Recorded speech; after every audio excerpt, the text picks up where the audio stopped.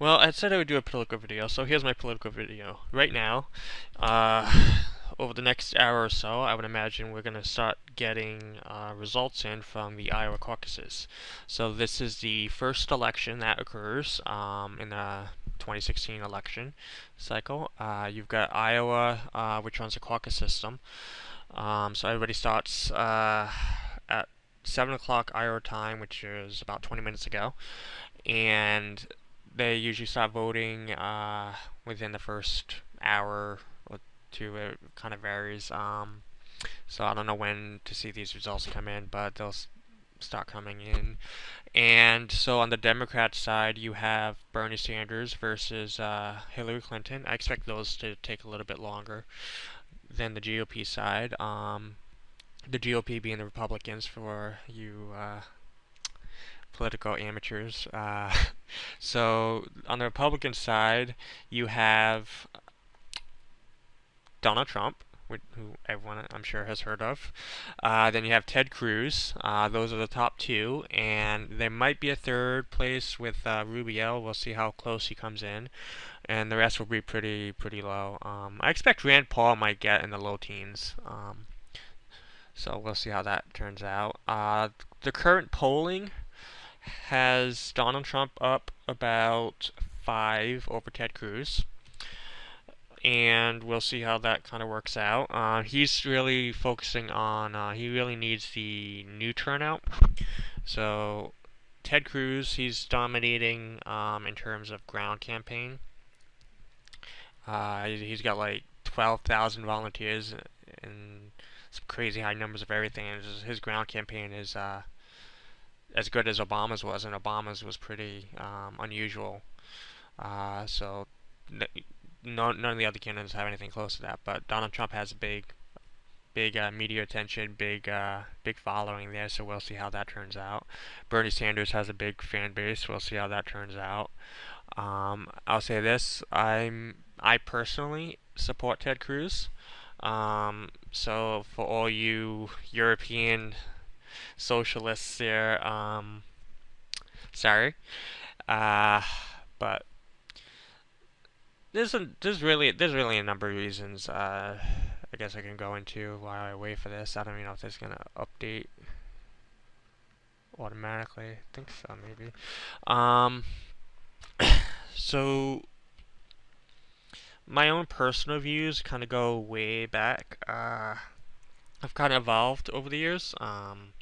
So at one point, you could say I was on the left, and maybe someday, and then in the past, Bernie Sanders would have been a candidate I would have supported.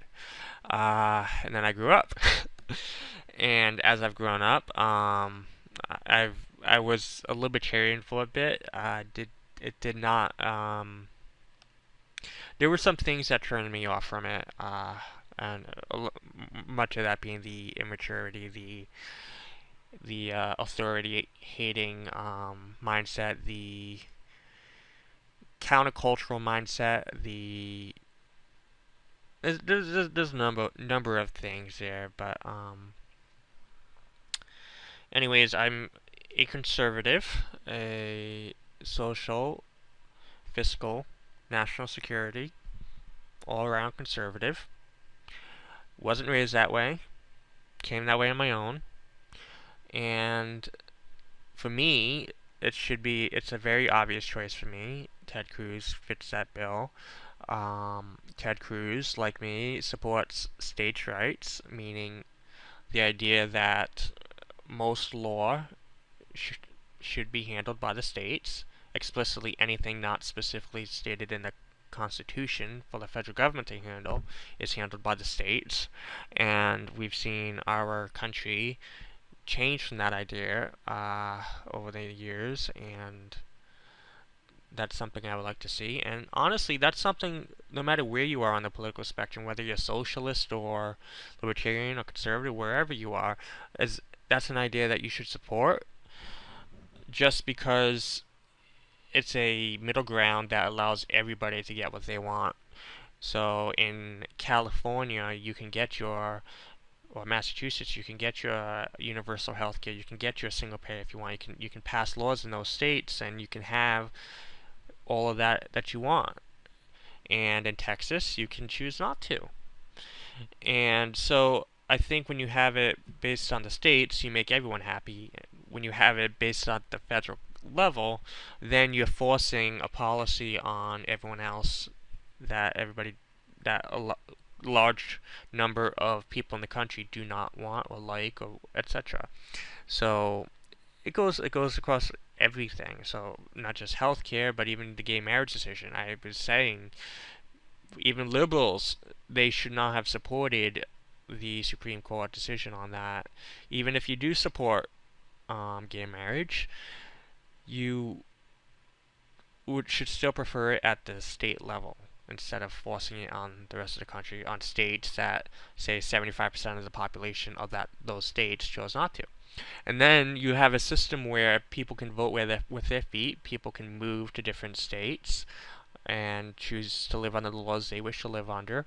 And that ends up creating a much more cohesive society, a much more cohesive country, instead of basically dictating to everyone else. Um, so that's my views on kind of states' rights there. I mean, I'm very strongly fiscally conservative. I think the government should be doing a lot less than what it currently does. But I also think that uh, you shrink the federal government, and if you want to do more, you can do it more in your specific states, and you don't have to harm anyone else. So if you even if you're liberal, you should still elect at the federal level a constitutional conservative like Ted Cruz, so that even though at the state level you can still have everything you want, and Ted Cruz will not interfere with what you want. And so, and then contrast that with Donald Trump, who is basically saying, make me your king, make me a dictator, and I will make America great again, is basically his whole campaign slogan. And so he doesn't want to shrink the power of the executive branch. He wants more power. He doesn't want to shrink the federal government. Everything he said is grow the federal government. He doesn't. He's actually pretty liberal on a lot of issues too. In terms of healthcare, he actually supports universal, single-payer healthcare. He doesn't like talking about it, but he supports that. And so honestly, just does not really. He's not even a consideration for me. I have other big problems with him. His positions on trade. He's very much a protectionist. I'm a strong advocate for free trade. I'm perfectly happy with the current system, or well, relatively current system. The general idea where we have trade with a number of countries, particularly in East Asia, and we lowered tariff barriers, and we have a trade imbalance where they technically export more goods, and then we import those, and I support that due to the cheaper goods we get, and that's the equilibrium that the market decided was efficient. And so to try messing with that and to try raising tariffs and etc. would undo all our progress and essentially he wants to make like Apple make their iPhones here in America. But if they ever did that, if they could ever do that, like if he ever made it more expensive, make it out there instead of over here, and even if they could find all the workers they need and even make it possible, which I'm not even sure they could, but if they could do all that and make it all possible to make the iPhone here, it would likely cost 3 times as much. So could you imagine that you go and buy a smartphone, instead of spending a few $100s on it, you're spending in the thousands. And so it's little things like that. It's not just smartphones; it's everything. And so Donald Trump is basically his economic policies. I'm strongly opposed to his just a lot of his policies. I mean, he does say some attractive things. But I mean, I definitely like his attitude. But I don't like his policies, many of his policies, and so I can't support him on that. And Yep. So that's kind of my views on this whole race. I would like to see. All right, let's see if we can get some kind of numbers here. Guess there's nothing in yet. Oh. So basically, my goal for this video is to kind of show the progress, and I just kind of wanted to do my kind of live reaction to what these results are in. So the caucus system, if you guys aren't familiar with it, so certain states do caucuses, certain states do primaries. Iowa does caucuses, and caucuses are basically you go into the caucus location, the precinct. So there's about a little under 1,700, I believe, precincts in Iowa, and so these are just local places in your community, like a church or a school or something. And you go into this place, and you got to go at a specific time, 7 o'clock, their time, and you have to, and then they shut the doors, and then they do party business. It's all the political party business, and so they got to elect delegates and stuff. And one of the things they do is the presidential preference poll. And at the presidential preference poll, you have to listen to a number of candidates, representatives, who will then say, "Hey, you should vote for me because of this," and you can discuss amongst yourselves, how you want to do, and then you can do your vote. And so it's very much a community-oriented thing. It's something that's particularly useful and yeah, useful for people who are activists within the party, people who are very involved. That's usually what the caucuses are. Um, let's see. Maybe I can just watch live TV. That's early entrance polls. I already saw those. Huh? So yeah, so the caucuses usually favor people who want to be a bit more active because they take time. They're not like primaries, which you just go in, you vote, and you leave, and you do that whenever you want in the day. Up. They hope that in the next 30-minute window, they will have time to convince some of these Hillary supporters right here on this side to come over to their side, and that would put them over the top to win this caucus site tonight. It is far from over, but as you just saw, 4 undecided voters were persuaded, were convinced to go over to the Hillary side, and there's still 2.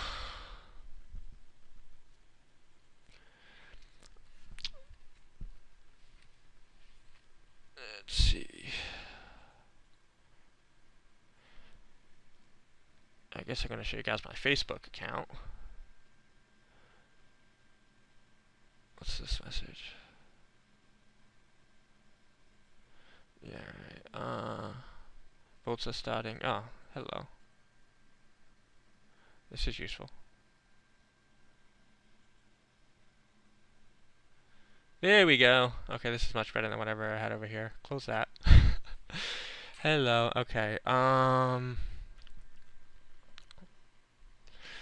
Perfect. Okay, this is perfect. Okay, so I roughly know how this is going to be. So up here is going to be Ted Cruz country. I already know this. This is going to be Ted Cruz country. This is probably going to, Rand Paul's probably going to do good in this, where's the region? I think it's here. There's one of these two counties, might be this one. Well, these two, has a university, and Rand Paul's going to do really good among the college students here. East would be Donald Trump. Let's see, what's this? Okay. Because this is closer towards Chicago. This is more industrial area, so Donald Trump's going to do good among those people. This whole region is very rural.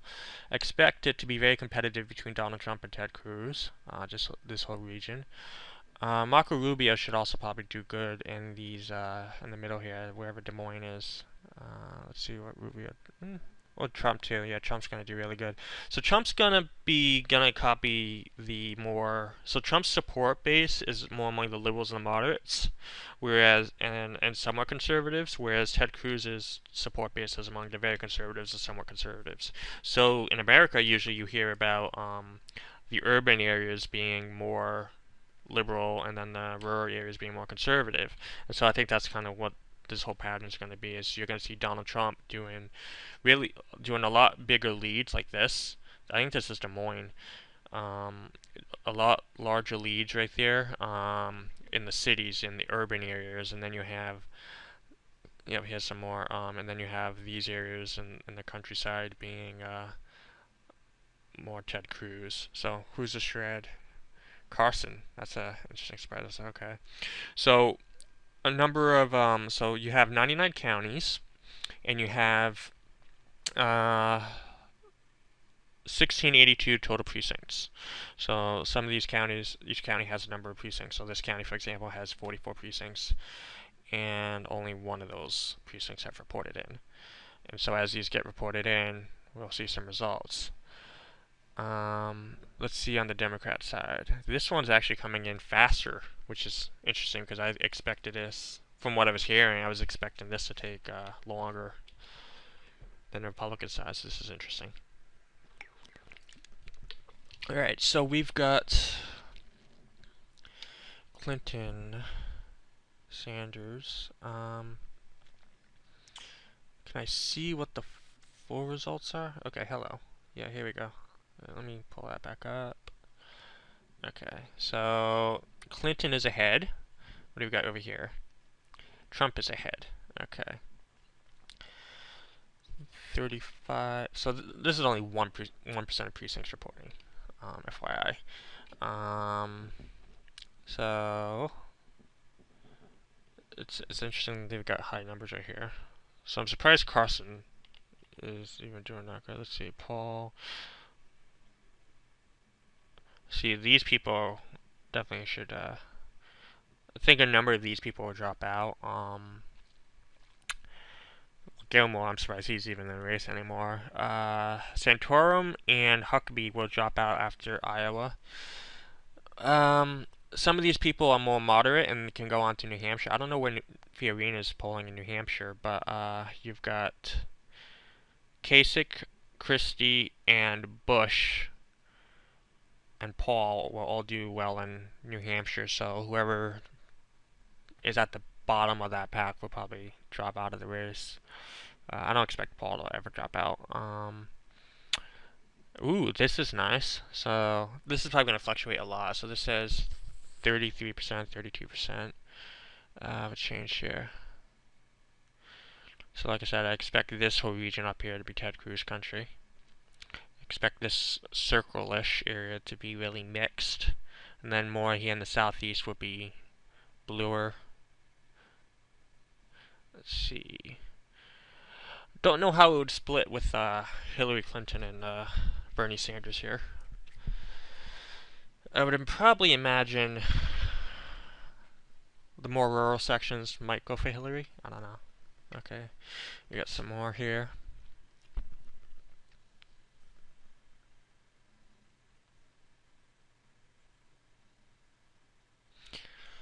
Let's see if I can get someone on Skype with me.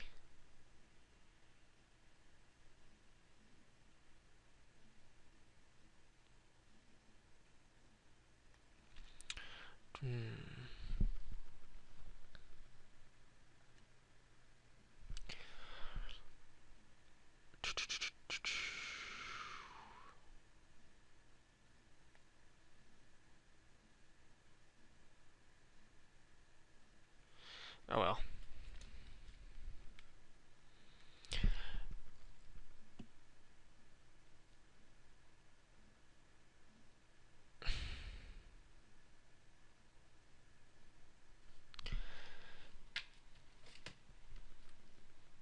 Let's see if we can get some news or something.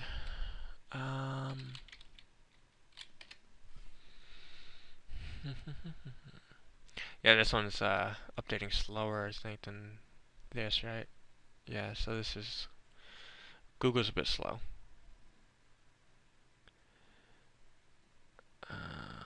What are they saying?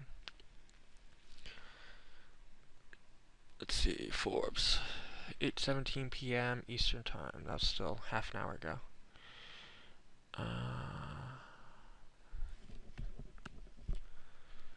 Let's see. Ted Cruz admitting that it looks like it's a huge GOP turnout. That's not what he wanted, agrees, but he's hoping he does well. So generally what we've seen is the higher the turnout, the more that Trump will do, the better that Trump will do. Trump's people are generally people who have not voted before in the caucuses, and so these new people will essentially, if you look at the polls, the previous polls, he wins among the new people, but then if you look at the people who have actually voted in the past, Ted Cruz has a lead in that group, and so the fewer people that vote in the caucuses, the better Cruz would do. The more people that vote, the worse Cruz would do. So we'll see. Now, if this race was actually down to just Donald Trump and Ted Cruz, and there was nobody else, no other candidates, and people had to choose between just two, Ted Cruz has a massive lead in that regard. And that's going to be a big problem for Donald Trump going into the general election, because he's got that problem in many states where he's behind when you put those two people together, or any two people. So as more people start dropping out, I'm sure the anti-Trump candidates will probably coalesce around one candidate. So this seems outdated.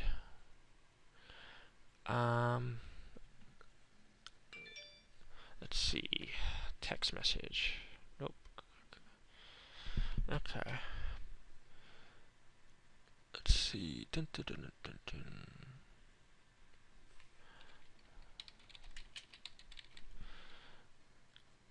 So apparently he's speaking. I'll come and listen.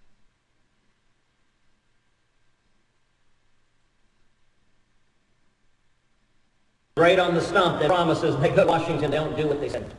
And we get too, we can't. How do you avoid that? Let's Chris says, you shall know them by their fruits.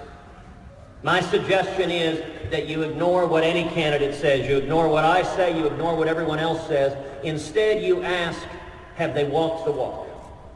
So if you want a president who will repeal every word of Obamacare, you should ask, who has led the fight against Obamacare? So I think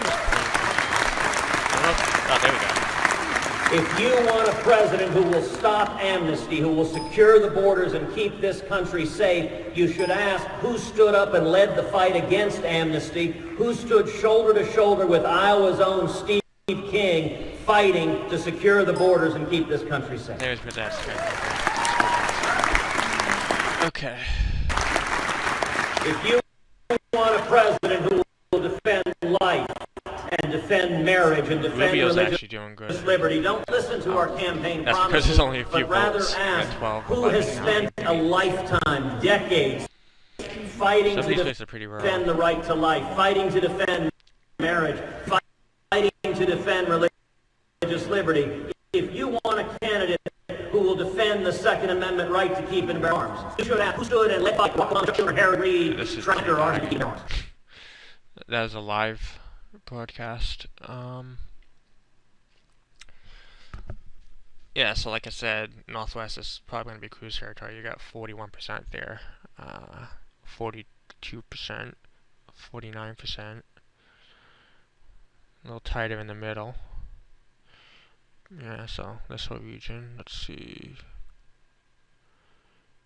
31. Really interesting. What do we got over here? So they've got 10% in. Clinton has a slight lead with 10% in.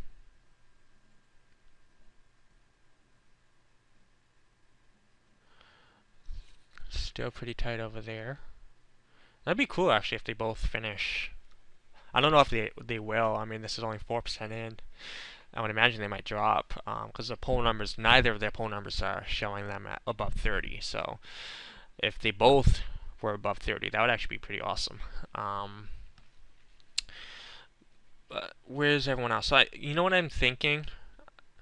I think it got inflated because these people were a little bit higher. I mean, these were like 2-3% at least. So as these people kind of get lower, and they actually go towards one of the the candidates actually have a chance, I think that is what's boosting this up a little bit. But yeah, Rubio's about where I saw Rubio. Carson's about where I've seen Carson. So I had actually expected Carson to do worse than this. So he's actually holding up. But I'm sure he'll drop out after this state because there isn't a lot of state ahead that he can really recoup. So he'll drop out. I would imagine a lot of his support may go to Cruz. Or some other candidate, we'll see. Because if Cruz does lose here, it won't give him that extra momentum. But I mean, he's still in the race. He's still got plenty of money. So we'll see how that turns out. Now he's in lead. What are these numbers? Oh, that's cool. Does it change that? Ah, perfect. You see how much he's leading by, behind by.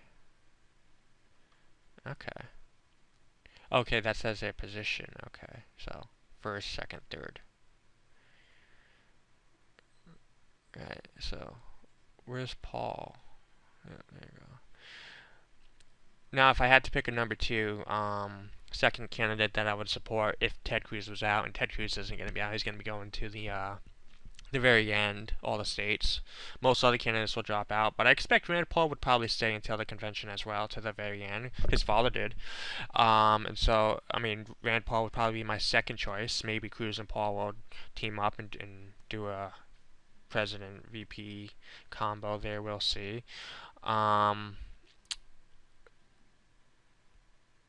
So I'm still hoping that Paul would do a good showing there. So they both have very similar fiscal policies. They're both very fiscally conservative. Paul is a bit more in favor of the libertarian issues on social issues, whereas Cruz isn't. Not that they're incompatible though, because Cruz is also winning over a lot of libertarians. So we'll see how that goes. Actually, Cruz is an interesting candidate because he can actually get the libertarians and the social conservatives together. There's not really candidates that can do that because they're usually diametrically opposed.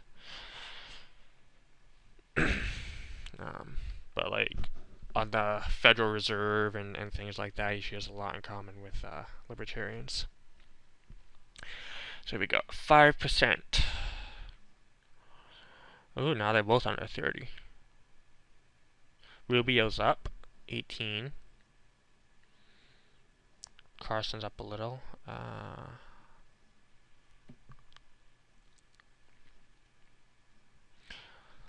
So last time, so in 2008, so that was the last time, so 2 times ago, Huckabee won. And last time, Santorum won. And Santorum in particular did this whole last-minute surge. Obviously, that's not happening this time around, thankfully. So he's socially conservative, but he's fiscally liberal, is kind of how I view him. So he's honestly a rhino. 0 votes. That's actually kind of funny. Like nobody's heard of Gilmore. What is this, a tie? So 5% in, 16% in on the Democrat side. That's an interesting map. You know what, I'm curious, how does this map compare to the old map for Obama? Clinton's leading, but it's only 60% in. So you know what I'm going to do? I'm going to look at Iowa 2008 caucus results. Okay.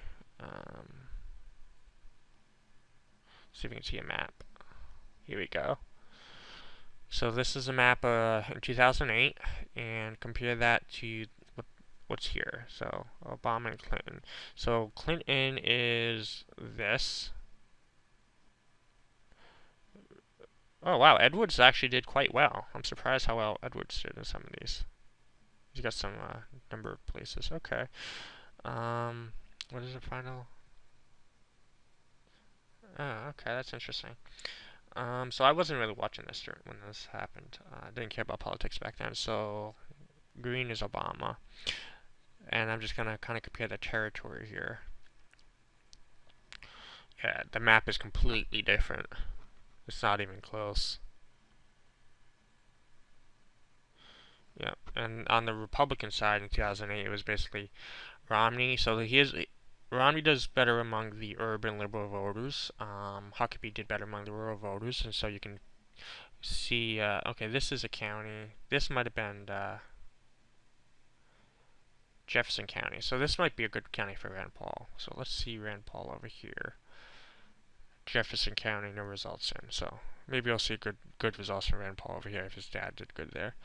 2008. So this would probably be Donald Trump country.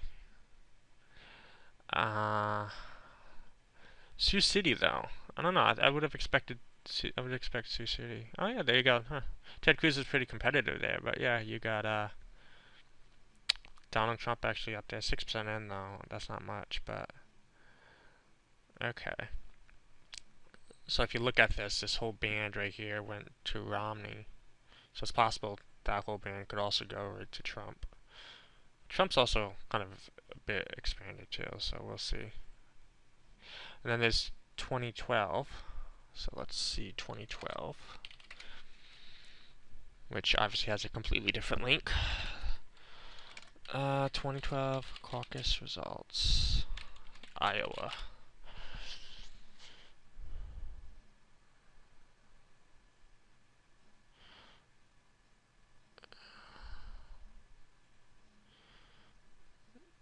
$18 on the Democrat side, 7 on the Republican side. What happened here? Rubio's actually doing good there. Interesting. Load. Come on. This web page is not... Okay, fine. Don't load.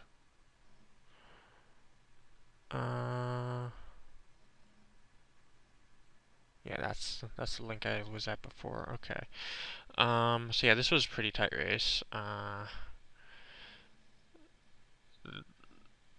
Paul won these areas, actually. That's interesting. Okay.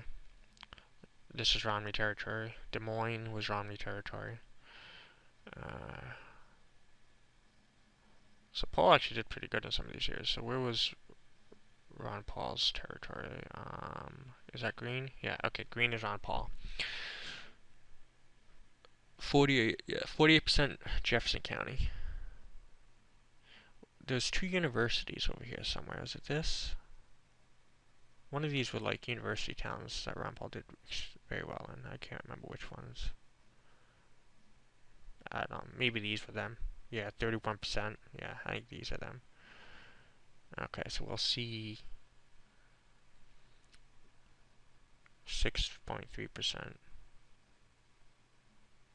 for I don't know. Oh well. So we're seeing slight lead, 1%, 7% of the precincts in, and 20% here.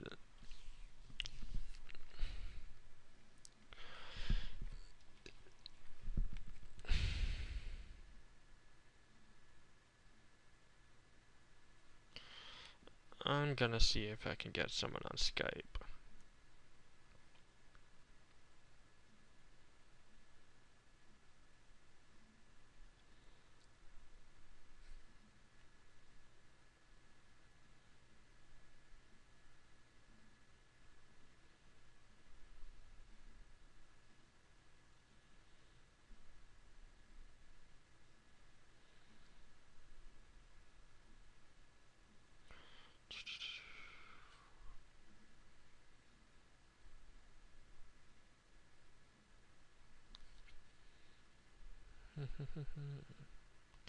Sorry.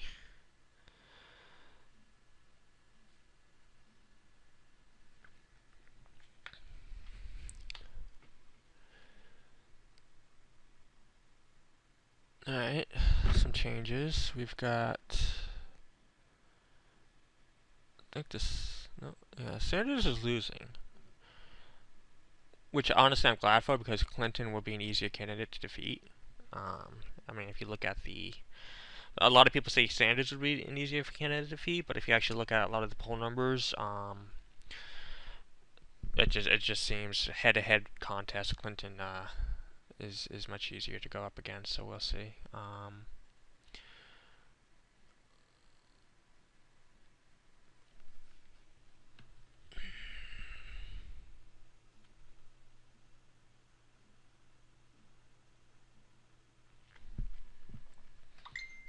Here we go.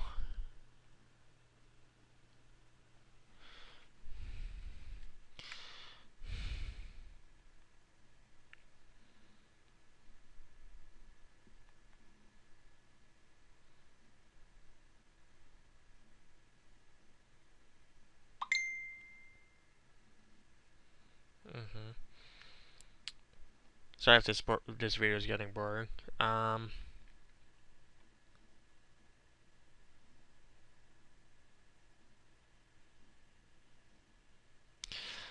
Yeah.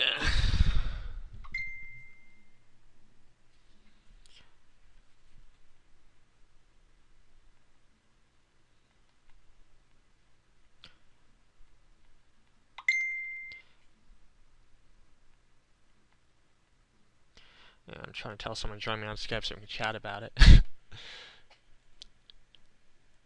Add contacts somewhere. Where the hell is this add contacts?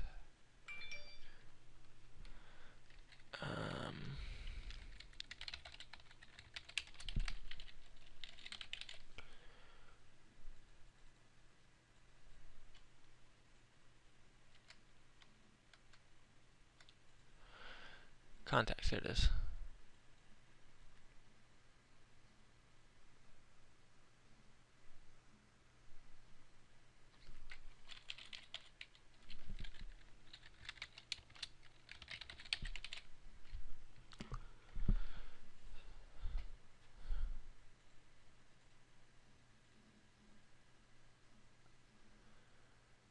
I can see what my current friends are on. How's that?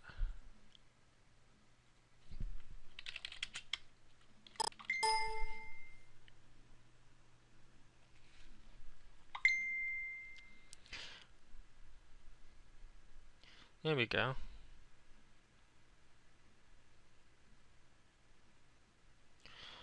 I've got another friend that's gonna come on.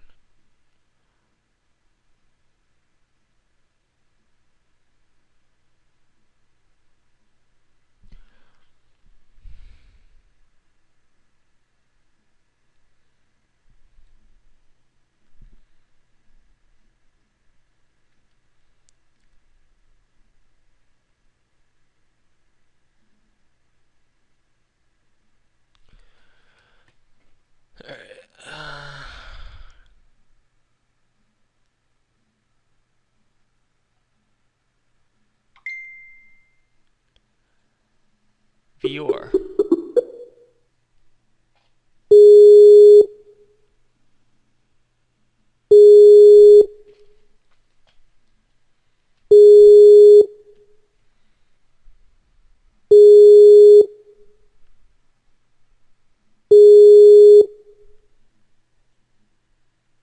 Alright, not him.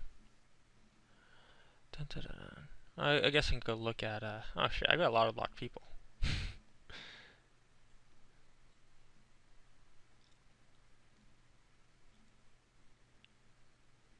That's funny.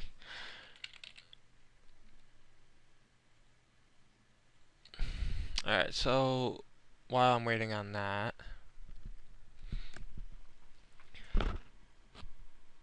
Cruz is at,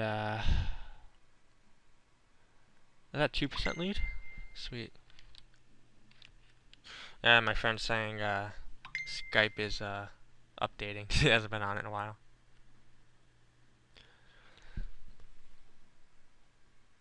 So I've got two friends coming, both will be a few minutes.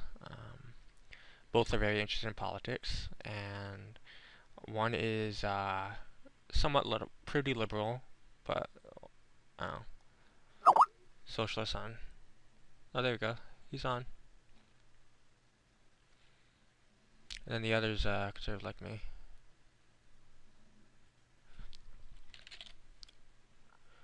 Call Skype. Hello. Hello. So, just to warn you, I am recording, but it's been pretty boring talking to myself and running out of stuff to say. You're recording what? I'm recording for my YouTube. Oh, okay. Yeah. Let me look at the numbers again. Yeah, so the Democrats, I was hearing that the Democrats would take longer to show up the results, because I don't know what their system, but apparently they're going in much faster than the Republicans. So Yeah, I hadn't heard one way or the other, but it does seem like the Democrats are a lot faster. yeah, I'm seeing 28% there versus 12 on the Republican side. But it looks like actually this last update, Sanders got a little bit closer. But he's behind by 5%. Yeah. But I have seen these change pretty fast too. Like I've seen during the Senate race, big gaps, and then suddenly it changes in a completely opposite direction because a huge region from, like, say if they're doing a lot of urban votes and then suddenly they do a lot of rural votes and then it shifts the entire other direction. So, Yeah. I think I've seen that in the 2008 when I was following the Ron Paul election. Yeah. Like sometimes different precincts that were more urban would come in and change the numbers a lot. So we'll see. And but this map on the Democrat side looks very spread out. You can kind of see that. It's got all the counties in there. There's still a lot of white empty spaces on the Republican side.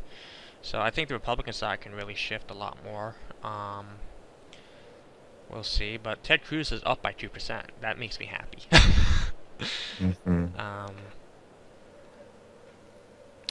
But obviously that gap is a lot closer than what's on the Democrat side, that 5% gap. So.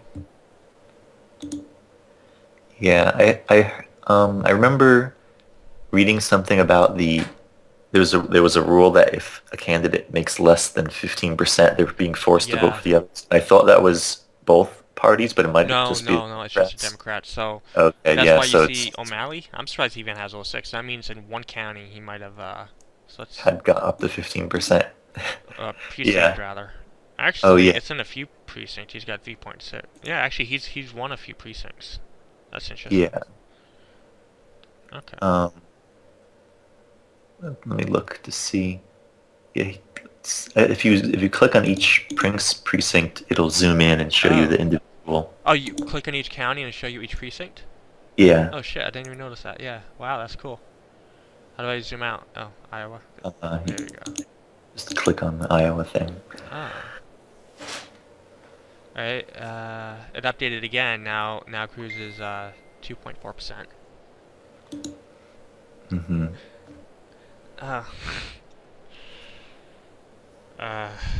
My friend was gonna come on. She was saying forgot Microsoft bought Skype, so now she can't get it on PS4. Just download the app.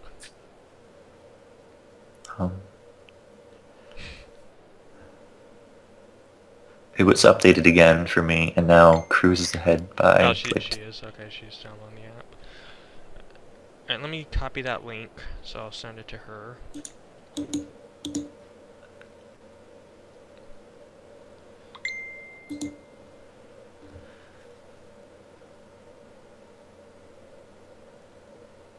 Alright,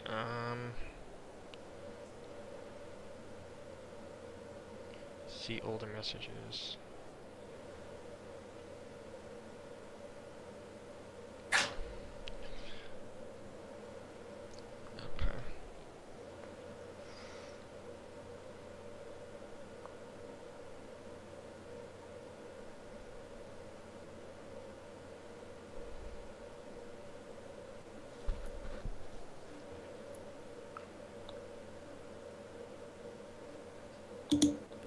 That's a weird ass copy. No, I'm gonna do it on my computer.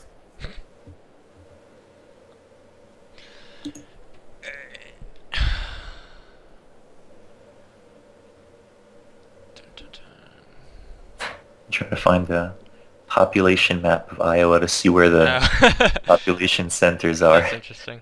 Okay.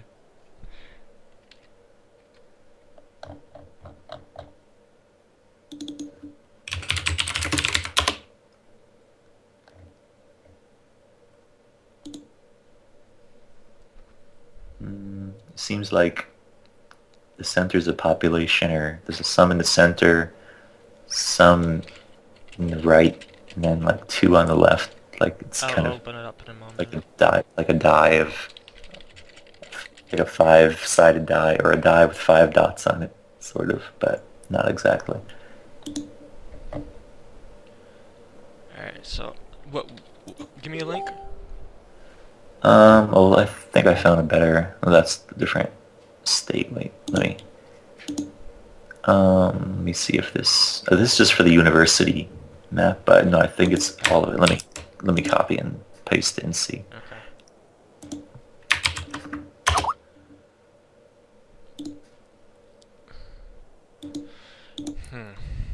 Seems like the darker ones are the population centers.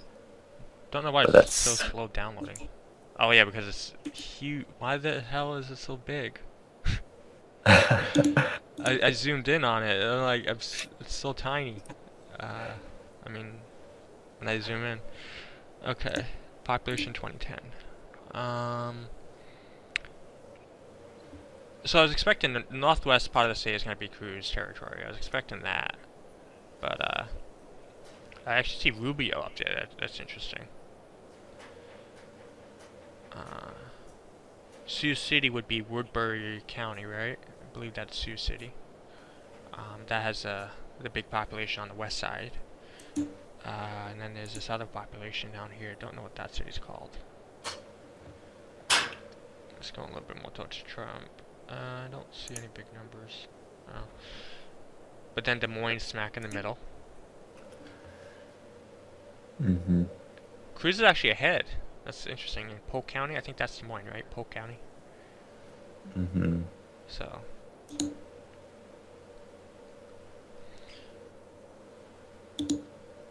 .5% lead.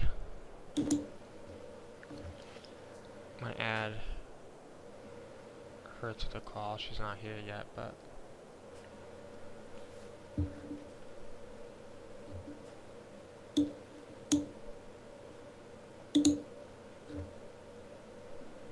Sanders is catching up to Clinton. Oh wow, that was a huge jump. Yeah, now he's only 3.5 behind. So if they can change that much in that little.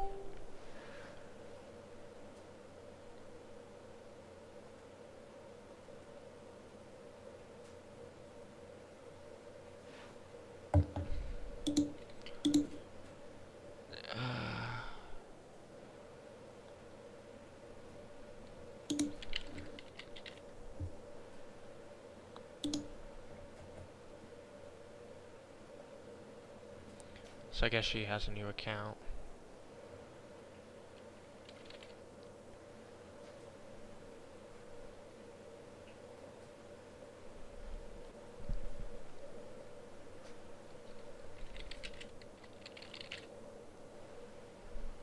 Oh wow, that just jumped up. 37%. Oh, never mind. It just moved. Confused me there. Okay.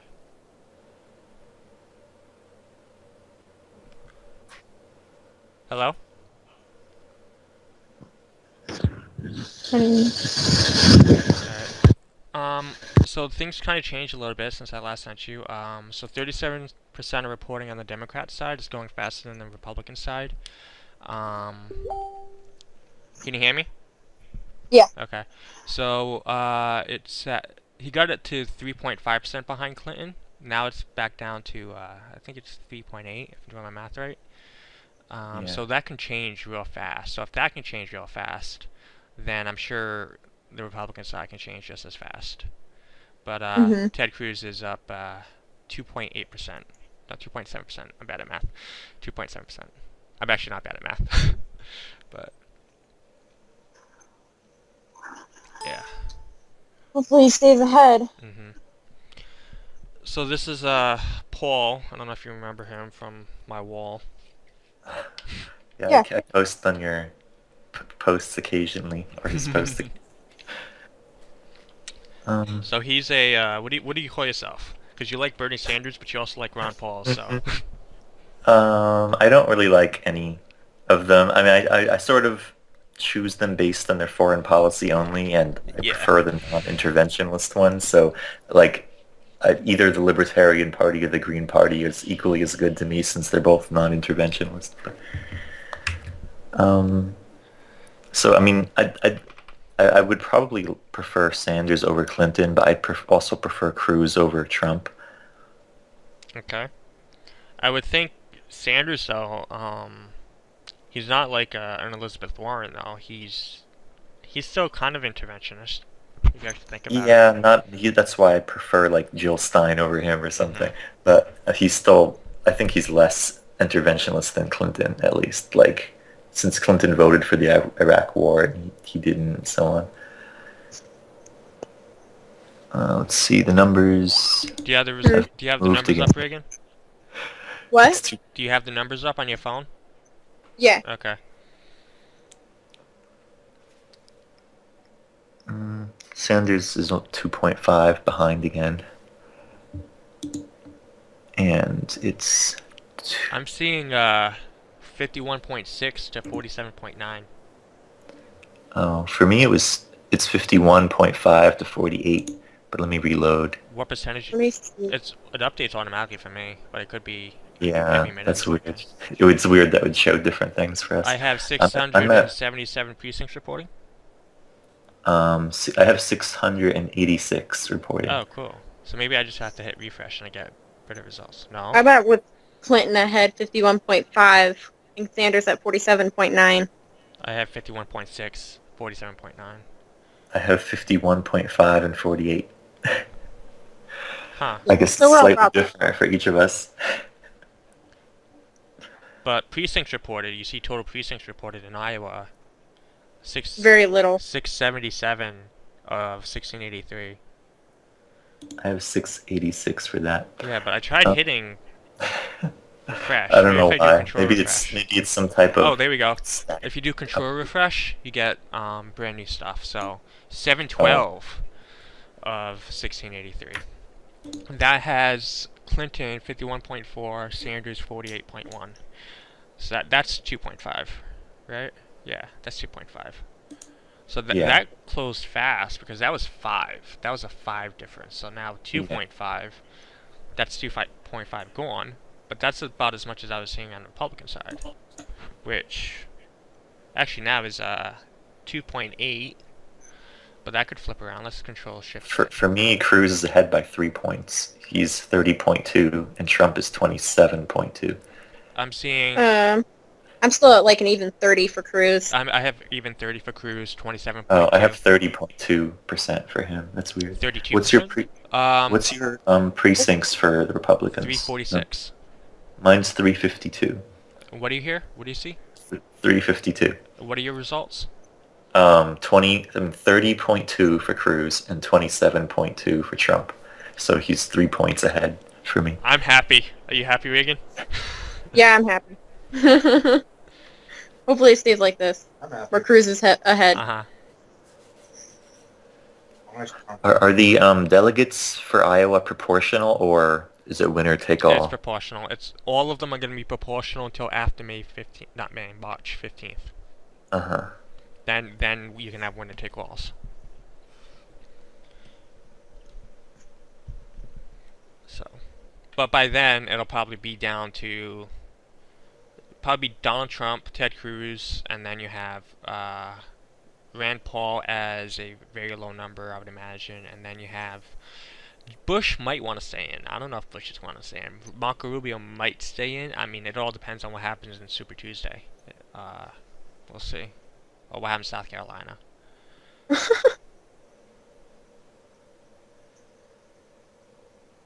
But look at some of these people at the bottom. So many people under 2%. Gilmore only has 2 votes so far. That's actually more than I saw before. I saw 0 votes earlier.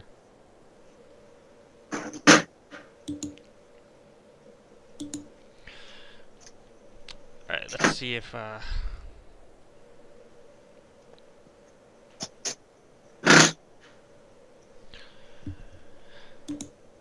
Brian has Facebook on Facebook Skype.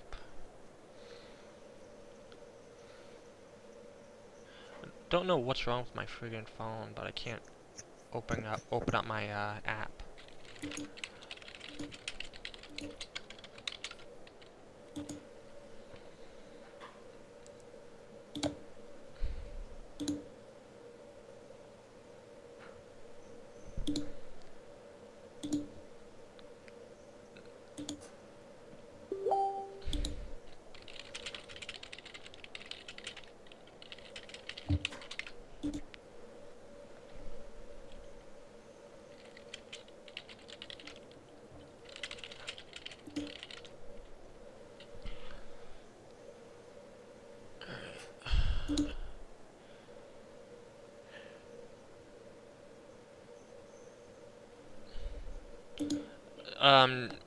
I don't know if you're aware this is also being recorded, Reagan. It is? Yeah. Oh, yay! But I was going on for like, I think it was like 10 minutes, almost silence, as I was just kind of, 5 or 10 minutes as I was trying to find someone to talk to, because I got bored talking to myself, couldn't think of anything. Mm-hmm. So, had to get some people on Skype. What is your accent from? It sounds... Rhode Island. Oh, okay. It's not that far from. Eastern United States. He's from New Jersey. Oh, I'm from, yeah, New Jersey. You forgot? Yeah.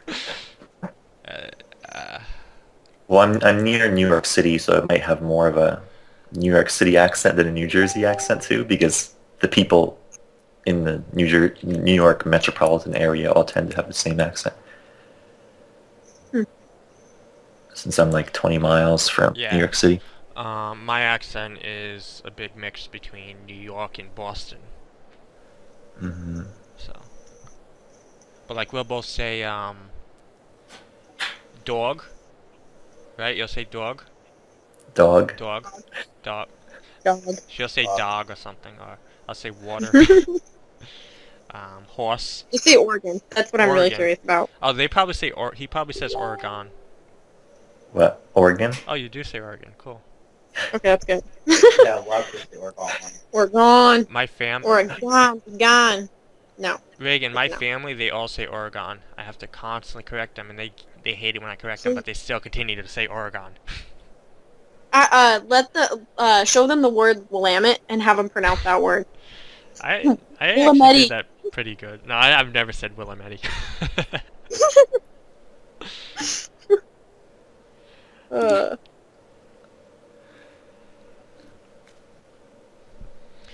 So I'm seeing 3% difference between Clinton and Sanders now. Well, 2.9. 2.9. Yeah. That's what I see.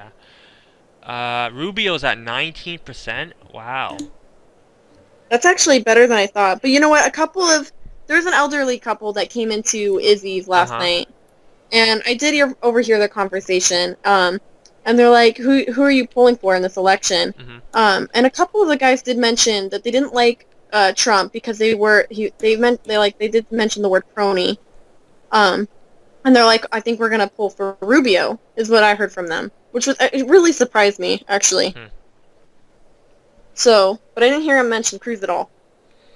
Well, yeah, the thing about crony and Trump, which I kind of find ironic, is that he tries to say, like, his whole campaign is like, oh, I'm not bought out by all these other people, nobody owns me.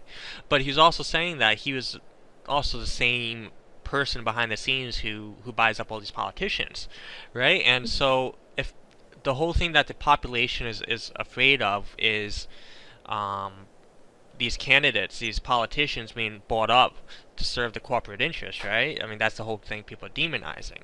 Well, why the hell would you then go and support the very guy who was doing the buying up? Because you didn't want the rich people controlling the country, and so why would you then support the rich guy directly? So it's not okay to support him when you have when he's in the shadows.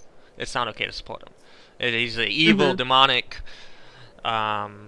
rich person. It's the oligarchy, right? It's all evil. But suddenly he comes out into the open, and you vote for him directly instead of his bought-off politician, and then somehow that's acceptable, which doesn't make sense to me. But well, I think every billionaire would buy politicians, even the ones who are against the buying of politicians. Sort of like the Koch brothers still Coke. buy politicians, Coke. even though they're libertarians and they're against it. Well, I don't personally buy the anti-rich rhetoric, so that doesn't bother me. It's just, but there are a lot of people that do buy it, and I just kind of find it a little. Oh, I don't think that is necessarily anti-rich. I just think it's just sort of realistic that if you run a company of that size, you need to buy politicians in order to operate. You can't, if you don't, your competitors will, and then they'll I just want to give drive you you an out of update, though. business. I'm seeing a 3.4% lead, Ted Cruz. Holy shit. Let me see. 30 to 26.6. I have 29.9 to 26.6.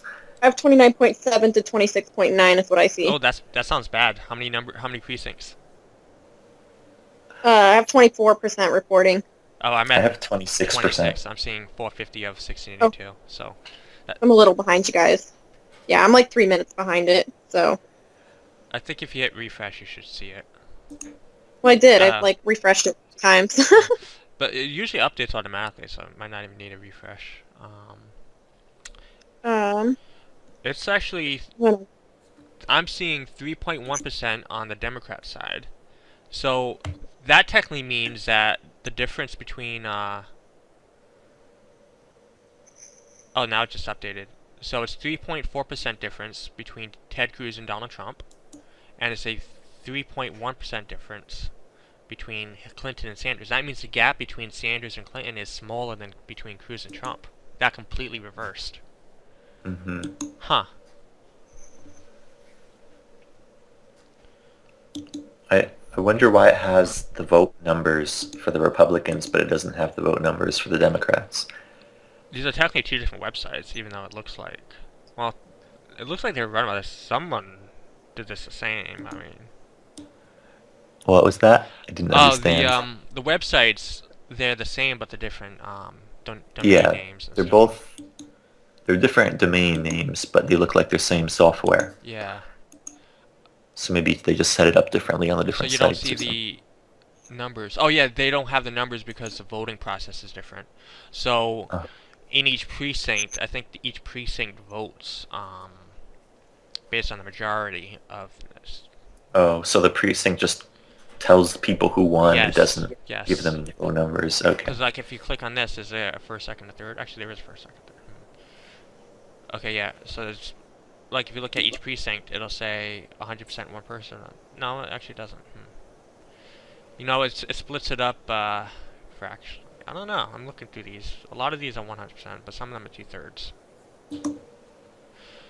I'm thinking it's just because what they do is they do like musical chairs. So on the Democrat side, you get together as a group, and if you they do a voting thing, and then whoever has the biggest one wins or something, and then you get delegates allocated in that regard, I think. But then if someone doesn't have 15%, then those are discarded, and those votes, O'Malley's votes, then get split among everyone else, and you just go into a group, and then you count your group, and whoever's the larger one, or actually, yeah, I'm pretty sure it gets delegates allocated, and so they'll just divide it. So if it's like 50 and 80, they'll just give, okay, you get 2 delegates and you get 4 delegates or something like that. I don't know, or 3 delegates. So I think that's why they don't have any numbers, because they don't actually have an individual specific thing. Whereas on the Republican side, you're specifically doing a ballot. You're actually writing your name down. So. Yeah, now I'm seeing a 3.3 lead. Oh, no, that changed. I see 3.2 lead on the Republican side. And, I see 3.1 between Cruz and Trump. 514 out of 1682.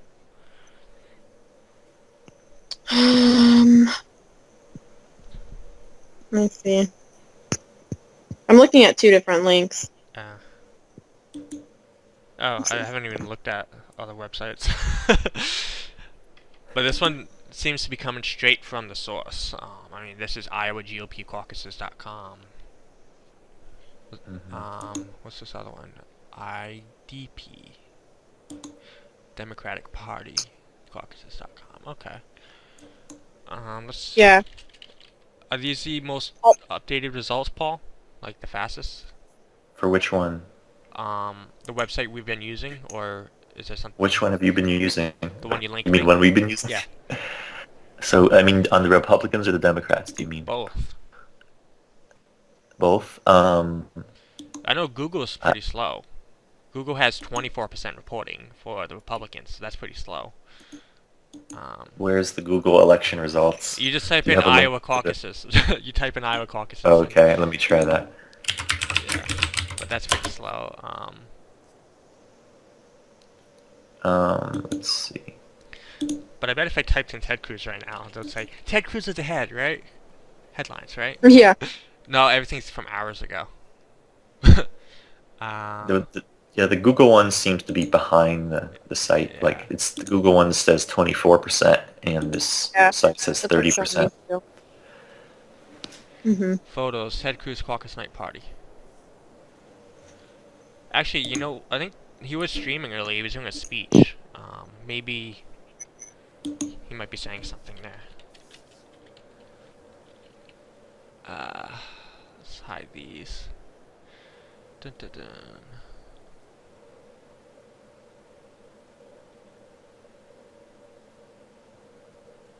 Is it live or which one's live? Is it pictures? He was live, not live anymore. There's a live stream of MSNBC I've been watching if you want to watch that, but you probably don't like it. No, I'm not going to watch MSNBC. I'm sure Glenn Beck or Mark Levin or someone is doing some kind of thing right now. What do you think? Let's see, Mark Levin.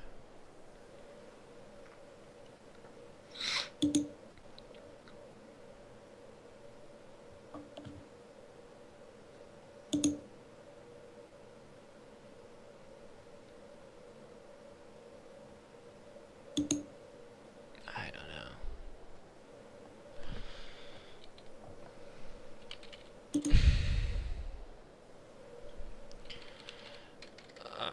Got my freaking Facebook showing to everyone on YouTube. Not sure I'm gonna be happy about that.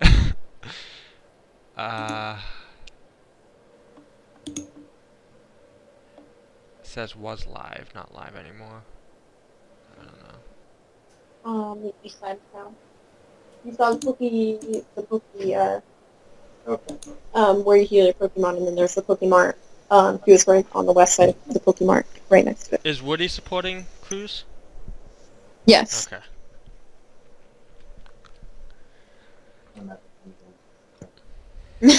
What'd he say? No. He's like, no, I'm going for Trump. Yeah. Go He's Heat. joking. Go Heat. Okay. Yeah, you better be.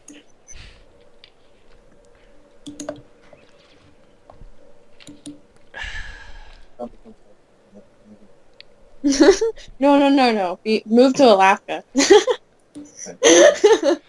Oh crap, Rubio's at 20%. So you know what the... I still see him at 18.9, but it hasn't updated Yeah. from the 24% reporting. So, but the big news out of Iowa though is if he's in the 20% range, the big news is, oh, he's got momentum. That's gonna help him in New Hampshire, because he's outperforming his polls.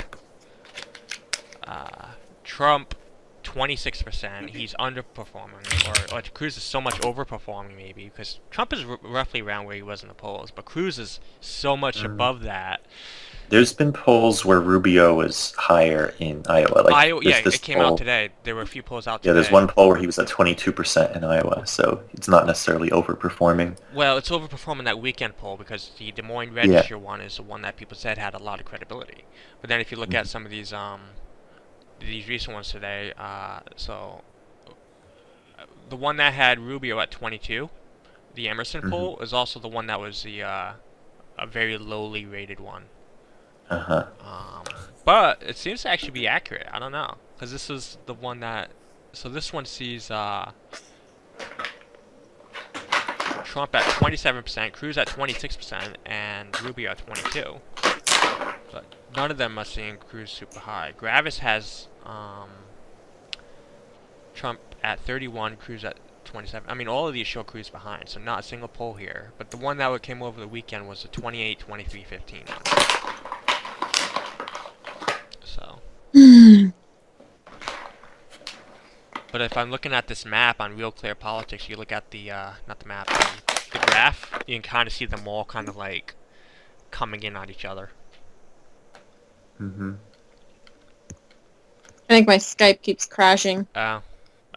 You're still here? I haven't seen you drop. I dropped once. But it's being really, really bad. It would have loaded much better on one of the systems. Yeah. I'm seeing 38% reporting on the Republican side. 61 on the Democrats. Clinton is at 50.9%. That's 1.4% gap. That keeps shrinking. So if it keeps shrinking as time goes on, I mean, that's the general trend, right? Will the trend be... I've seen it shrink and go back, but it seems overall shrinking. Yeah, it's been it was 5%, now it's 1.4, so you can kind of see where that's going. And then you look at the Republican side, and that was that's at now 3.3%. It was a lot closer, so that's actually been expanding. Maybe something there as well, so maybe that trend will continue. Nope, now it just refreshed. Now I'm at 3% gap, so shrunk a little bit. I don't know. It just updated for me. Yeah, so I see 691 of 1682. I see 36% reporting. 41. With Cruz at 3.1% ahead of Trump. Yeah, no, we're at 41%. Well, fine. You can update it a little bit. Uh-huh. I'm at 39% reporting for the Republicans, so I might be behind you now. And I'm at 61% reporting for the Democrats. Caucus has a county up north. Mitchell County. So, I think just Ted Cruz's whole ground campaign seems to have been working. So one of the things you have to do is each precinct, each candidate can select a precinct captain. And so at that precinct, they can go and talk and ask people to vote for this candidate, and so they speak up. And so in normal caucuses, nobody ever gets all the precincts filled up. Nobody ever gets that, and nobody even gets close. It's usually kind of just picking for your ears and stuff like that. But Cruz, in this time around, he's got about 1,600. He's got almost all of them. Which is pretty amazing that he managed to get as many. Rand Paul managed to get over 1,000. Pretty amazing. None of the other candidates have anything near those two numbers. I don't know how much Rand Paul's managed to push out because he's still at 4.3%, so not very much. But maybe that kind of helped, especially among the top people. People considering one of the top candidates, and so I think that really helped. Trump didn't have that that ground game, and it seems to be hurting him. So. Wow. I don't know how many he's reporting, but I see 29% for Cruz and a 25.9% for Trump. Yep, that's what I see. 42% reporting. Where does it say that? 42% reporting. Right above it. It could be different for your mobile app. For me, it's below it, but I'm on the desktop computer, so it might be positioned differently. Oh, I wonder if I can change to a desktop. No, it won't let me. No. But no, I can send you a picture maybe, you know. Could just be the size I have everything on. I wish I had my computer. What happened again? You ran over it? Yeah, we don't talk about that. Uh-huh.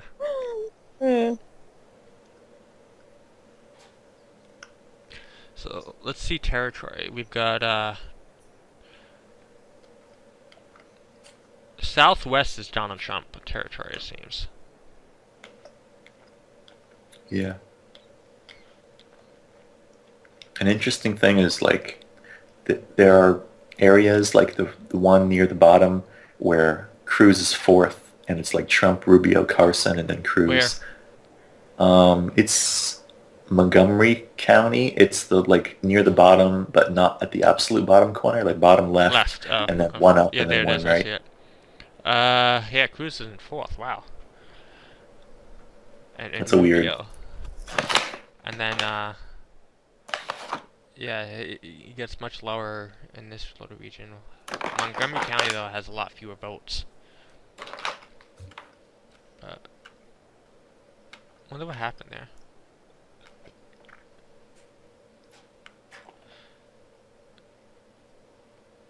Yeah, that precinct up here in the northeast, Carson won that 41%. So that's probably what happened. He got 1 vote, and so basically in that precinct, I guess all the people that would normally have gone for Cruz ended up going for Carson in that one precinct. So, Well, it's still that it's still kind of early in those precincts. Like it's only 18. Carson's ahead, but he's only ahead with 18 votes, and then second place is Trump with 13 Yep. votes. So it's like very tiny. I'm at 47%, so that's actually pretty nice. That almost halfway, and I'm seeing 29 to 25.4. That is 3.6 gap, right? Yeah. Am I doing this right? No, 4.6. Yeah, 4.6. Holy shit, that's a 4.6% gap. For what? Oh, For 3.6. 29 No, to 3.6. 50. I'm doing my math wrong. I suck. 29%. Yeah, this is 3.6. I was thinking it was 30 for a moment. Oh yeah, 3.6. 3.6. I was like, For me, Clinton and Sanders, the difference is only 2% now, whereas it used to be like 2.5 I and see then 2.2. 2.4. 64% in, 2.2%. Oh, you're probably a little ahead of me. I'm at 63% reporting. Only one county I don't see anything from. Ida. Yeah. Oh, that's not a cool bet.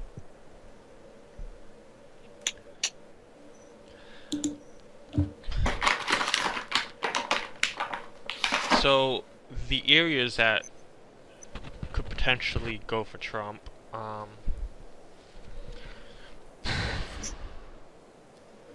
if this was to do a big reversal, probably be all these urban centers. So how are the urban centers doing? How much of those are in? The largest urban center in the middle seems to be for Rubio, since it's green for me. Okay. Well, that's not the largest one. Oh, the one below it is larger? Yeah. Okay. That's got like Yeah, it's thousands. the Polk County is larger, so. And that's actually going for Cruz, But, which is interesting. yeah, So but, the urban and areas. Trump and Rubio are tied in that one. They're both 22.8 there. So it seems like Rubio does better in the So higher I jumped up to population. 50%, and I have 28.9 to 25.2. So that is, I'll do my math correctly this time, 3.7% gap. That's rising. Rubio keeps rising. Rubio was like Yeah. at 15% earlier, now he's at 21.1. You think he might pass Trump? If he does, Trump's done. Which Yeah, makes me that's happy. true. If Trump loses in 3rd place, I'll celebrate that. oh god. Yeah, but I also don't want Rubio. I feel like Rubio would be a really tough contender against Cruz. Oh, True. But, I mean, Trump still has his diehard fans.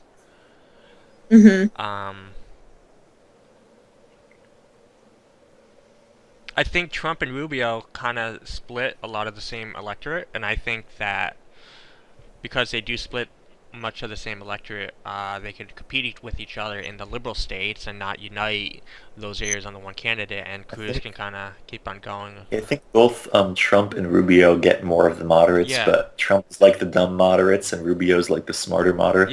Yeah. That's about it.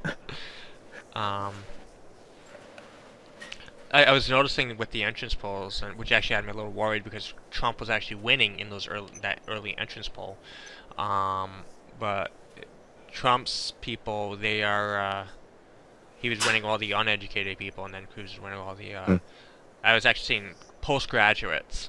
Cruz were winning one of those, which is actually interesting because you generally think of postgrads as, these are people with, these are professors, and these are very liberal. But that was actually interesting that they actually supported the most conservative one. So I don't know.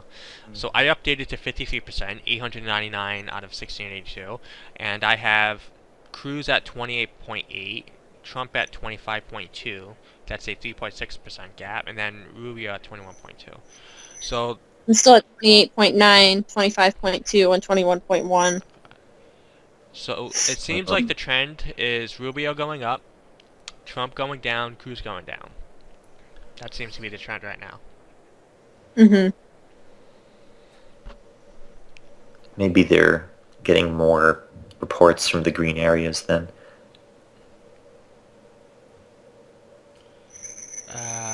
Democrat side, 65%. 50.9 to 48.6. Oh, just updated. 50.7 to 48.7. So 2% gap there. So this would actually be cool. So Ted Cruz versus Hillary Clinton. If this is what the general election is going to come down to, I think we can win. Yeah. Yeah. Clinton's going to be a lot easier to beat from all the head-to-head matchups polls I've seen.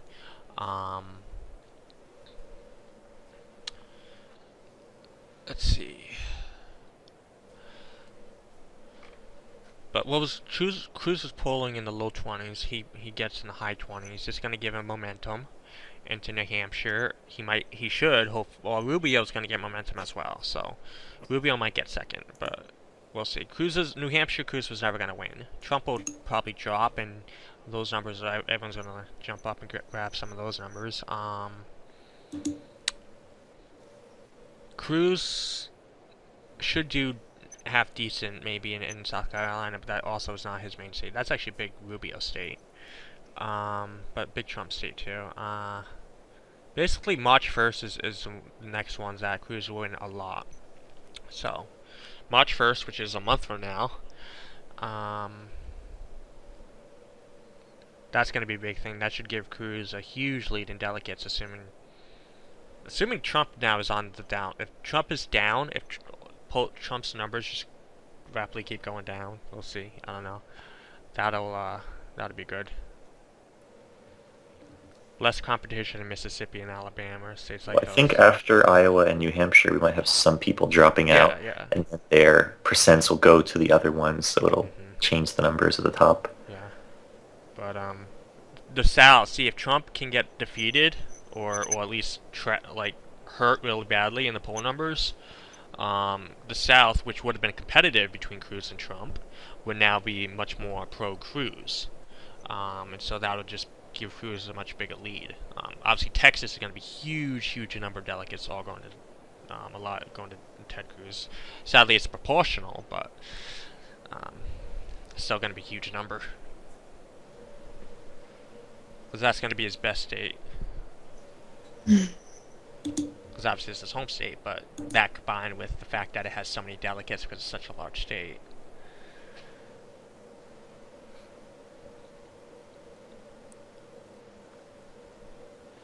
All the counties are showing now in the Democrats. I'm seeing... Let me refresh. Maybe this might give me something new.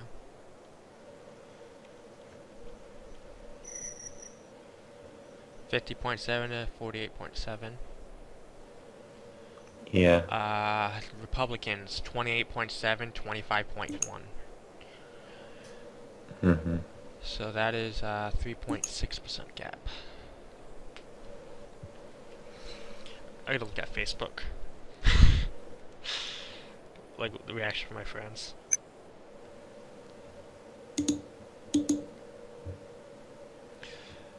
Mary, what are you going on?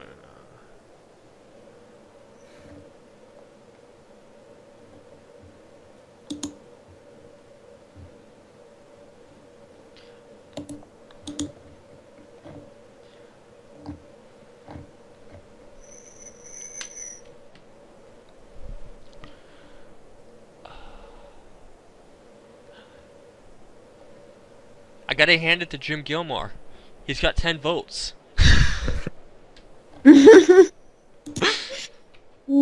goodness. It's still less than the other, which is 72, so I don't know who those others are. Maybe like Vermin Supreme and so on. These nuts. These nuts. It's probably Mickey Mouse. That's who.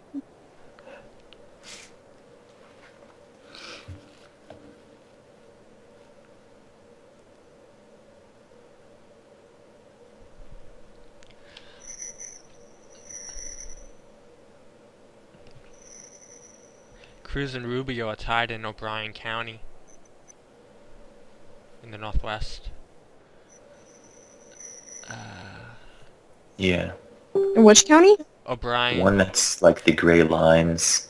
Can you? Diagonal. Are you able to hover over? You probably can on your app. I don't know if you can, but on the computer, I just moved the cursor over a county, and it shows me the percentages for each county.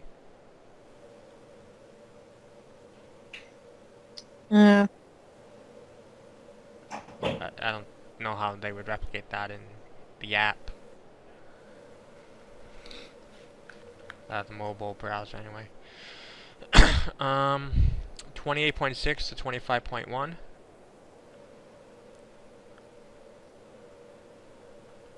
Let's see what some of the news headlines are.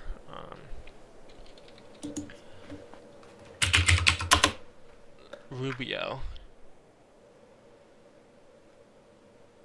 Past hour. I think like 46 minutes ago. Oh, what happened? Lost Reagan? Yeah, she dropped out. Maybe it was crashed for her or something. Let me see. Participants. How do I do this on this? You probably don't know. What? For the news? No, on Skype. How do I add How do I call someone? her? I think you just. How do I view everyone that's in the I don't use Skype that much, but I'd assume like dynamic view? No, normal view. No, not. maybe you could drag her contact she's already name in back here. into. Oh. Maybe I just drag her in here again. Oh, there we go. Now it's calling. Okay.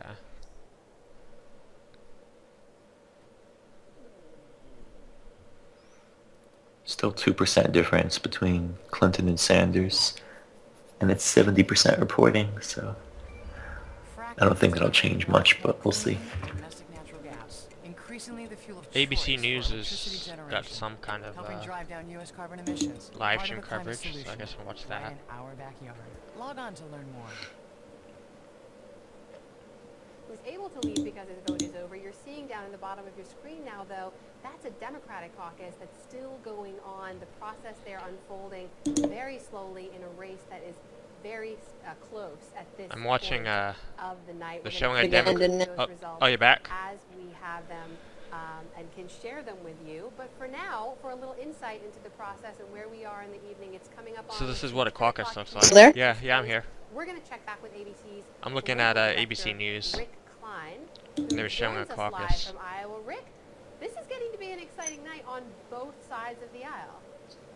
Yeah. Record turnout, we were told, on the Republican side and a neck-and-neck race on the Democratic You side. can catch it. Right at this time, not enough information to project either race. We're showing a very close race, tighter than a lot of people thought, even going in, even though the polls had been close. You started to hear people saying, well, things are solidifying for Trump, things are solidifying for Hillary Clinton. Doesn't appear to be the case, at least not yet, as these numbers roll in. As you see these deeply divided parties, both the Democrats and the Republicans, battling among their own ranks for their own future.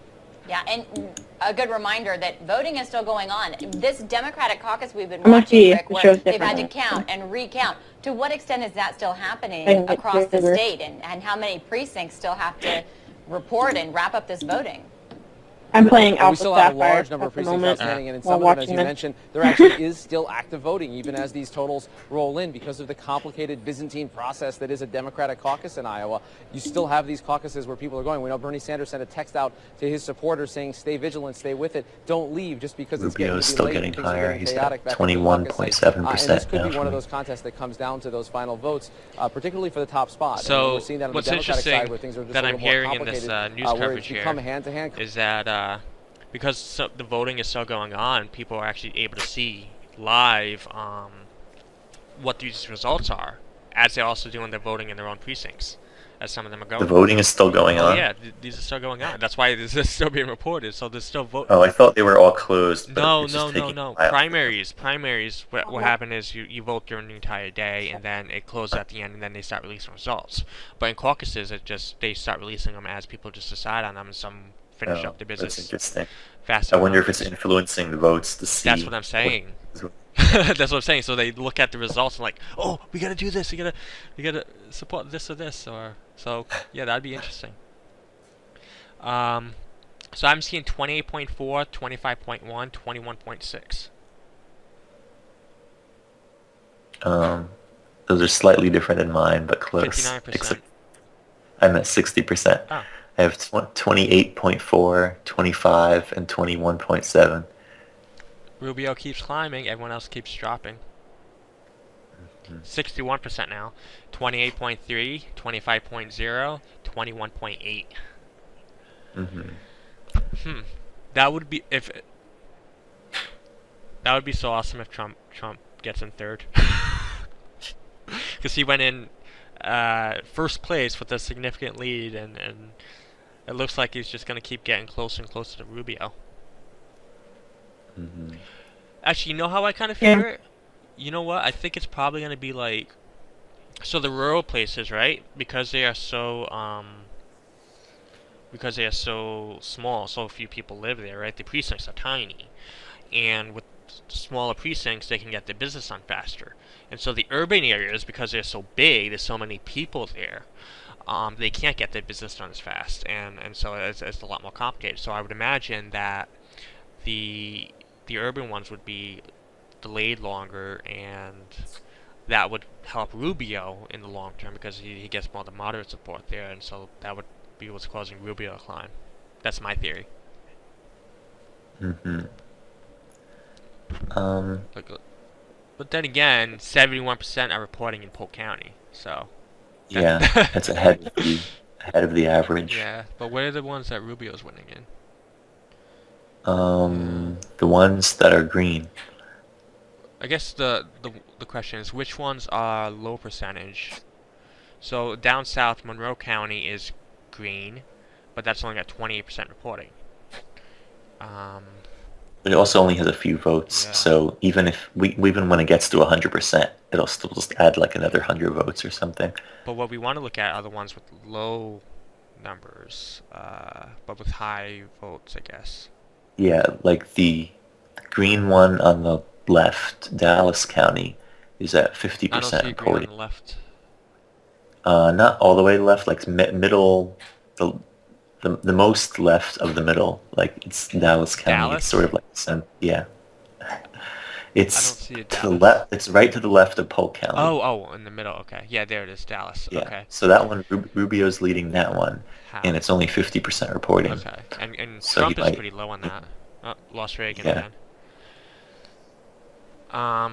Okay, so that's one that can give. So say that percentage average keeps going. That's half. So that could be another. What's the difference between Cruz and that could be another few hundred a couple hundred that Trump falls behind on. 28.2 to 25 to 21.8. So that's a 3.2 gap between Cruz and Trump, followed by another 3.2 gap between Rubio and Trump. The voter turnout seems pretty high. Like, I heard that last time it was 130,000. 120. And this time, if you add up all the votes that are in right now, it's more than that right now. Wait, what is it right now? Like, Cruz is 30,000, Trump's 30,000, Rubio's 30,000. Let's estimate the top three is 30,000 each. That's 90,000. Then Carson will make it 100,000. And then all the others added up below that will make 110,000. So it seems like 110,000 votes are at least already in. And that's only 65% reporting. So that should be another 40,000 votes or so that are left, or 50,000. So it might wind up being like 160,000 votes overall. So I think what people were assuming, a lot of the news media were saying, oh, as the numbers come up in terms of people coming to the caucuses, that's going to help Trump. But I think what happened here is that because of Cruz's unprecedented ground campaign, he managed to pull out a lot more voters that were actually pro Cruz. So it just updated 28.1%, 24.9%, 22.1%. So I think a lot of the big just Cruz ended up doing just a huge turnout. And so I think it's just gonna pollsters are heavily gonna be discredited after this this election. I know that much. Nobody predicted these numbers.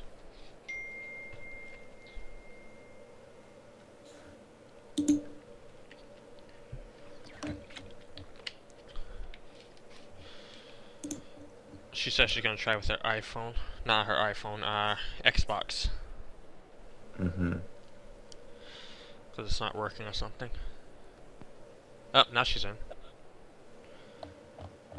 So you're hooking up your Xbox? What? You're gonna hook up your Xbox, or? Well, I don't have to look it up. I just gotta turn it on and figure out if it'll work. So apparently the turnout rigging, which you missed, so the turnout was already higher than this is already record level turnout, but at the same time, it's not helping Trump. It's actually helping Cruz. So it seems like Cruz just did a massive get out the vote campaign, whereas Trump just couldn't do that, and so this is pretty awesome. So how much do we have if you add everyone up? 34,500 plus 3,583 plus 27,106. Yeah. So the big story for Rand Paul is, sorry, dude, you didn't do as good as you were expecting. Yeah. He said he was gonna have like 10,000 students come out and caucus for him. Alright, well, I'm at 119,614 people when I was at Huckabee that I stopped at, and then let's keep going. Christie is 2035, Santorum 180, 87, 7, and then 10. So I'm at 123,000 about. So that's actually what the record was. And there's another 1/3 of it to go, or like that's 2/3 of it. So you would take half of that and add it to itself. So it'll be like 160,000 or so. Are you on your Xbox now? No, I realized I was never connected to Wi-Fi. Oh, well, yep. I thought, well, that's what I was wondering about. Like, why is it such a bad connection? Yeah, okay. So you were doing that over 3G, or 4G rather. That would probably use up all your data. Yeah. Is that what happened? Did you get throttled because you used up all your data? No. Okay. I can't, but after turning my Wi-Fi on, I can't get back onto the page that I was on. Do you need the link, or no? No, I'll find it. Okay. It says the service is unavailable is what it's showing me.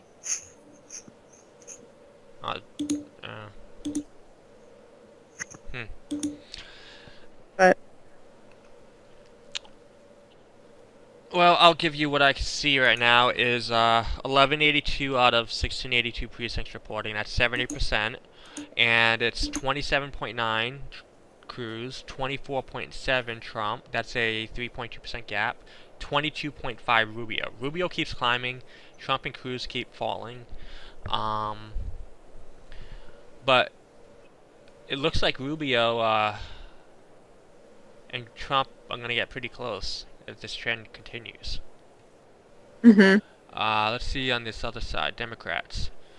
Sanders is catching up. Yeah, it's only a 1.4 difference from what I see. 50.4 to 49. 76% reporting, 70% on the Republican side, so Republicans caught up in terms of the precincts reporting. I wonder where these like overlap. It looks like the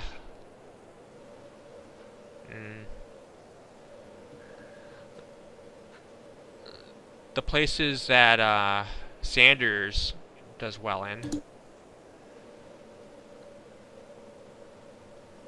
No. I mean, only in the Southwest is that correlation there between Donald Trump and Sanders. But no, for the most part, there's not really a correlation between the two maps. They're completely different. Just updated again. Republicans 27.8, 24.7, 22.6. So that's a 3.1 gap to a 2.1 gap. Wow. That just keeps shrinking.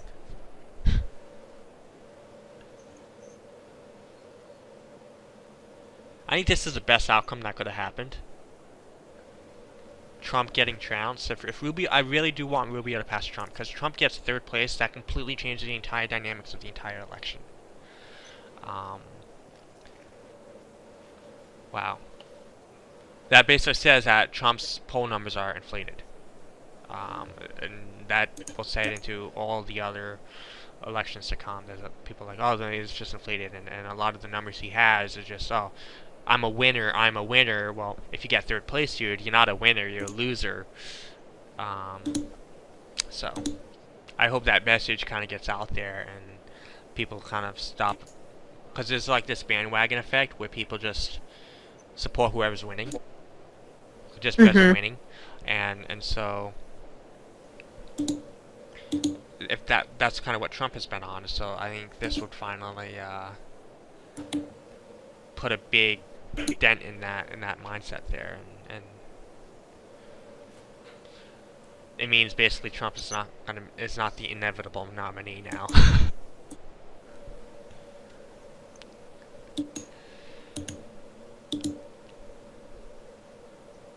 I have a question. Yes. Are you good to Skype now? Yeah. Or do we still have to go to the one? No, I think it's good right now.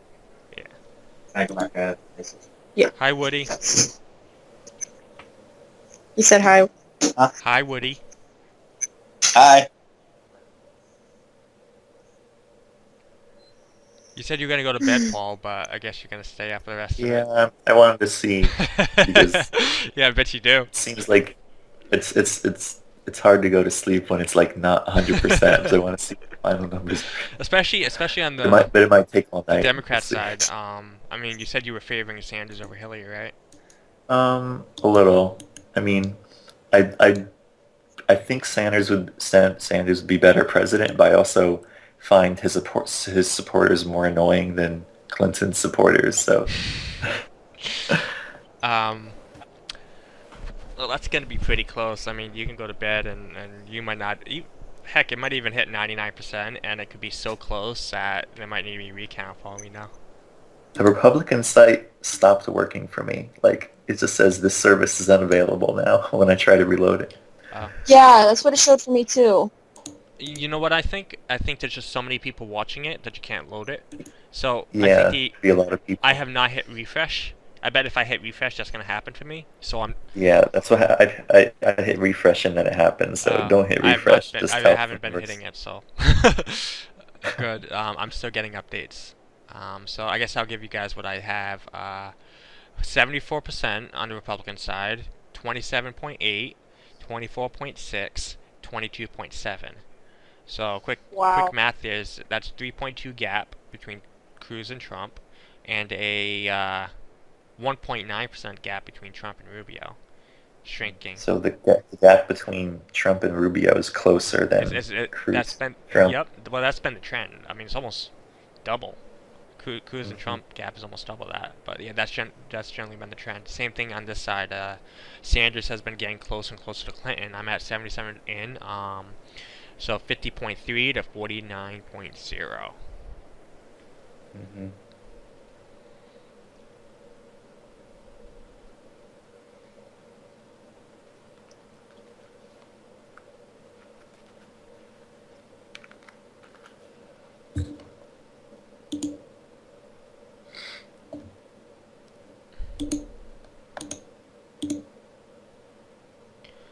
Let's see what the headlines are saying now. South Carolina Senator Tim Scott to endorse Marco Rubio. Let's see. Did Rubio take votes from Trump? That would actually make sense. I mean, if I'm to look at this, I'm seeing Cruz is high, and then Trump is lower than expected, and Rubio is higher than expected, so Rubio took votes from Trump. Maybe it's because in the caucus, everyone else sees how you vote. So maybe people who the Iowa ones, Trump are, like, the Iowa embarrassed. GOP ones in particular, is actually a secret ballot. Oh, okay. So my theory didn't work. I think it's just because Trump supporters were moderate in the first place, and then because Trump didn't actually have precinct captains. Carson would have had, Marco Rubio would have had at least some precinct captains, and so those could have convinced. They're like, okay, well, I see you walk into the caucuses, right, and you see, so the precinct captains come and talk to you, talk to everybody. They do their whole speech saying, hey, vote for my candidate, right, and they'll see. There's a Cruz guy saying vote for my candidate. There's a Rubio guy saying, hey, vote for my candidate. But then there's no Trump guy saying vote for my candidate, and so that could affect the results there. Did Trump just not hire them, or did he not have enough volunteers? It's all you gotta appoint. You gotta get volunteers to do it. It's not even hire. It's there's just so many. What are you gonna do? Are you gonna hire 1,600 people? No. None of them were even. Nobody reported except for Cruz and Rand Paul, really, high numbers in regards to precinct captains. So I think even though Rand Paul did have high precinct captains, everyone kind of knew he was kind of below in the polls, so maybe they're just like, yeah, we're not going to vote for you. It's probably that there's a lot of organization left over from the Ron Paul campaigns, so... Well, you got to think about organization too. You had Huckabee and Santorum both won last time and last few times, and they're incredibly low. So yeah. Right now, the buzz on the ground is I'm reading from Red State here. Right now, the buzz on the ground is that Rubio is drastically overperforming expectations. No one really knows whether it would be enough to push him over either Cruz or Trump. Definitely not going to be over Cruz at this rate.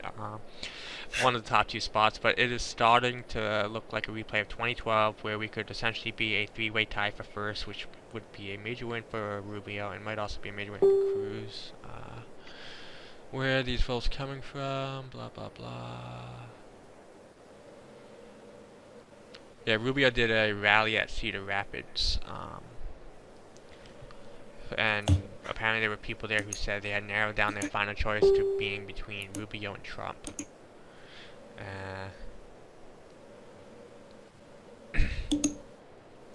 What are these dings? I'm hearing dings. What? I was hearing dings. I don't know if these were the Facebook thing. Oh, Facebook, yeah.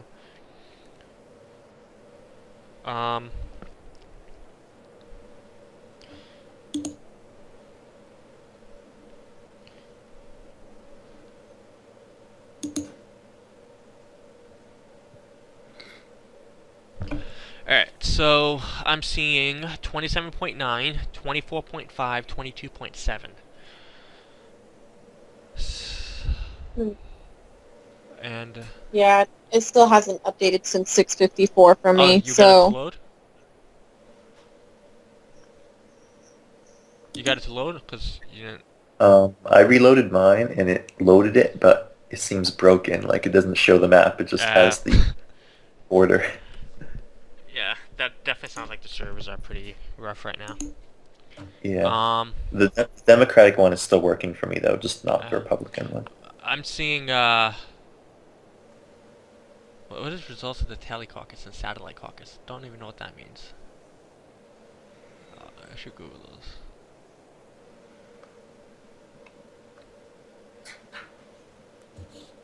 those. So,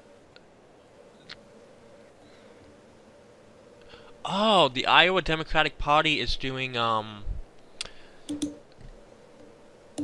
basically caucus locations for Iowa Democrats who are unable to participate in their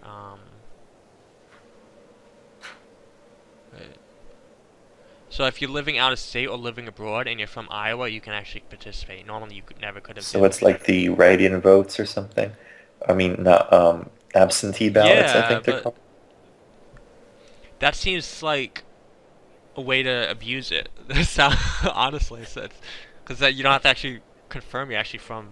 I mean, I'm sure there's a way to confirm. I don't know how they do it. But you know how Democrats are pretty big on voter fraud, right? So I'm seeing 49. Well, I'll stop from the top. 50.3 Clinton to 49.1 Sanders. Yeah, so it's a 1.2 difference. And 20% left. I don't know. So when it was early on, it was a 5% gap. So I think that can kind of close. What do you think? 1.2. This might. I don't know if it's all digital, they won't be able to do a recount. So I don't think they're doing it by paper anymore. So, huh.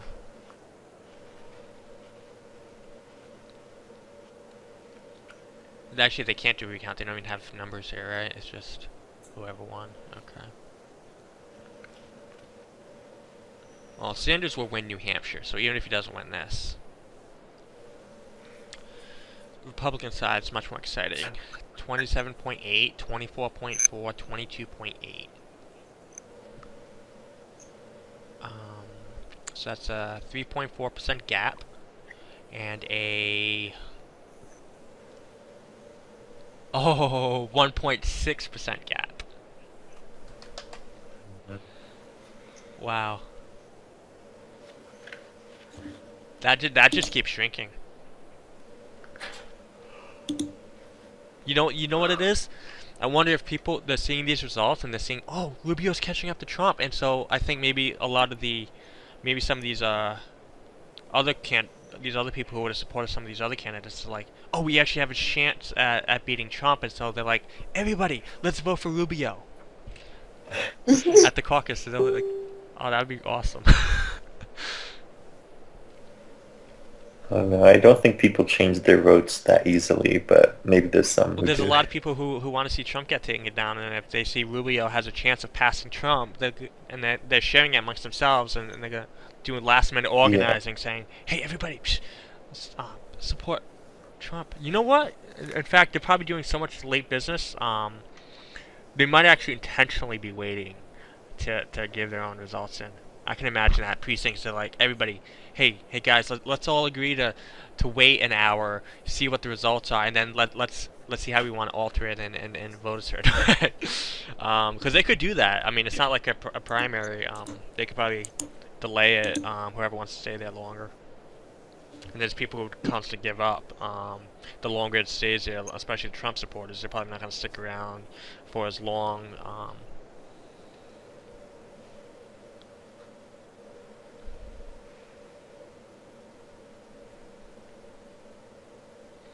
Let's see.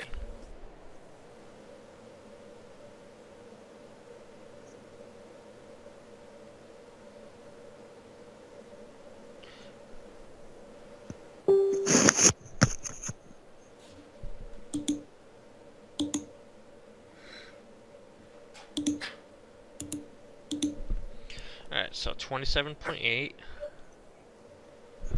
24.5, 22.9.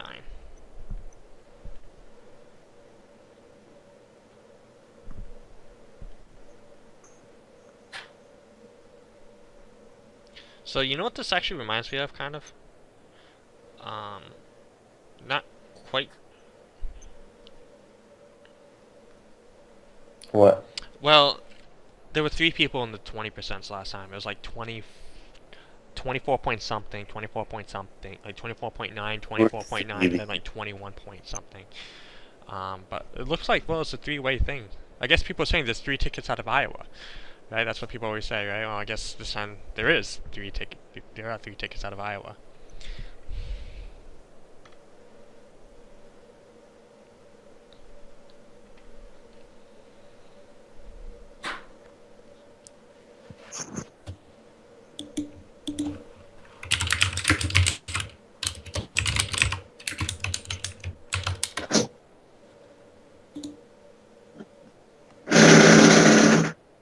Wow, good job. You should probably get off the game if you want. What's he playing? Destiny. Oh.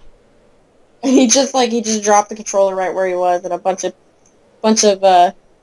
House of Wolves guys just came out, started shooting at him. Not House of Wolves, it's the Cabal. Is it the Cabal? Those are Cabals. Oh. Those are fallen.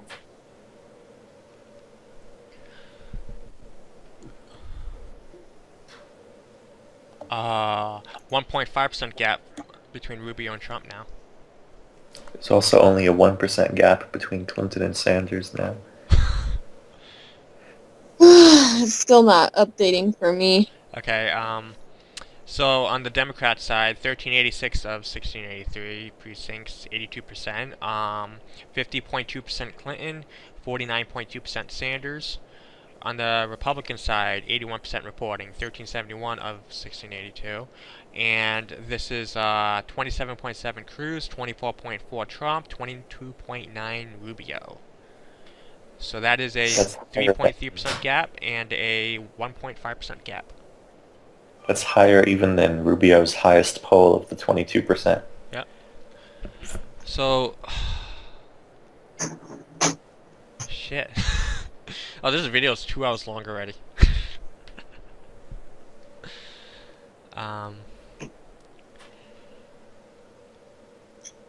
I feel bad for whoever's gonna watch this. Maybe not. I don't know. But yeah, this is actually exciting. Like, it's not like an early finish. Reason to stay up. It just updated again. 83% in. 27.7. 24.4, 23.0, so that's a 1.4% gap. Oh, I wonder what Trump is thinking right now as he's watching this. If he's actually watching Rubio. He's probably watching Rubio in Chubb. He's like having a heart attack maybe.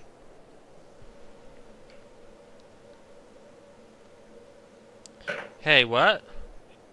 Where the hell you... A friend is here showing me 97% in for Cruz.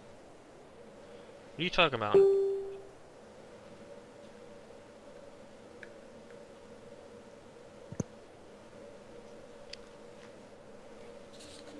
That's not right. You can't be 97% in. Another thread, they said Fox. Oh. Apparently there's live results on Fox.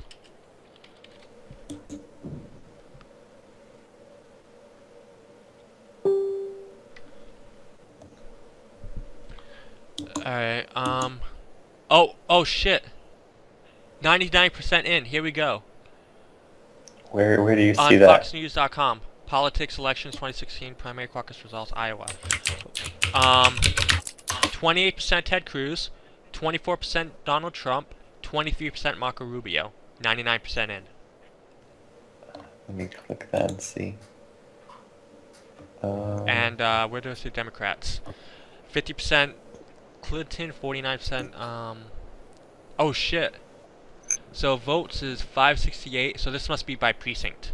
81% in. Okay. So by precinct for the Democrats, that's basically all the votes. So 568 versus 557. Oh, so they're doing percent of precinct instead of percent of votes. Number of delegates projected by the Associated Press is actually what they're calling it. Oh wait, no, oh no, that's just a different number. Okay, no. Yeah, I think it's just by precinct. Whoever wins the precinct, and then that's it. Okay, so they do it by precinct. So how many precincts are missing? I don't know. Okay, yeah, so, I'll link it down here then. Okay. There you go. I think I see it. Yeah, Yeah. I was looking at the same link you were.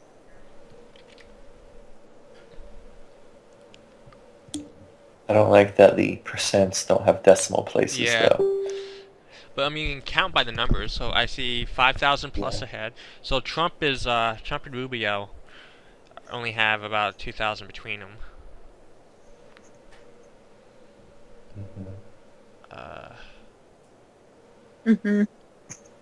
Rand Paul underperformed his own personal expectations. See, I think he was expecting a lot better. Oh, I'm watching these numbers climb like literally like +1 at a time. That was cool. I just saw that climb. Wow.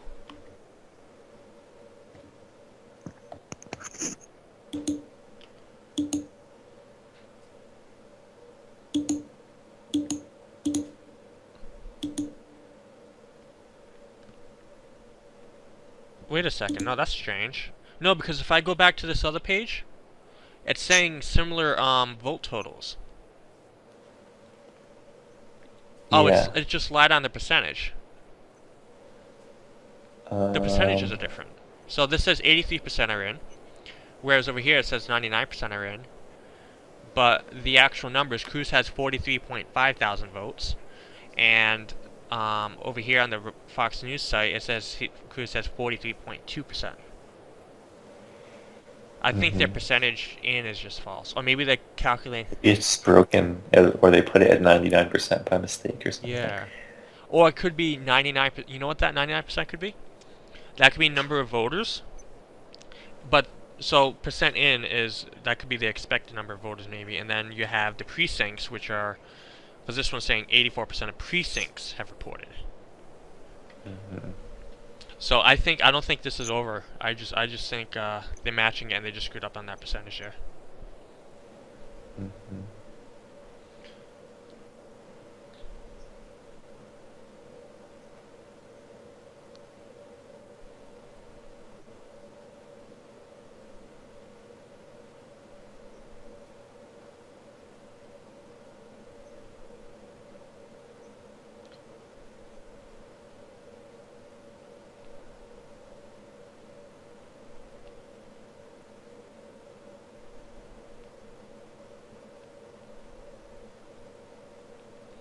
Okay, so I think the Fox News site is a little backwards.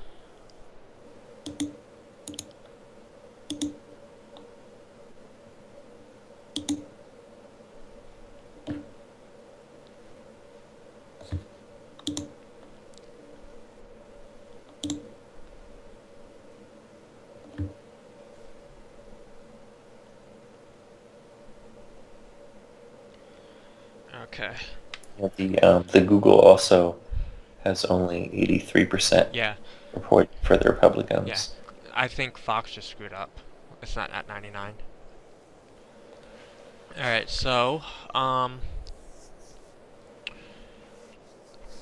seeing, I don't know, I'm not actually getting updated anymore. I haven't gotten updated a bit. Democrats actually updated. Let's see. Democrats 50.1 to 49.3.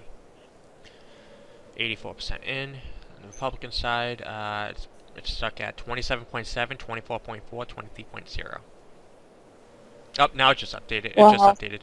27.7, 24.4, 22.9. So, actually, that's went in the opposite direction. Every time I get that ding. Facebook messages. Yeah. Well, Fox is announcing that Cruz won. They're projecting that Cruz wins the Iowa caucuses, which obviously I would project that too. Watching this. Sweet.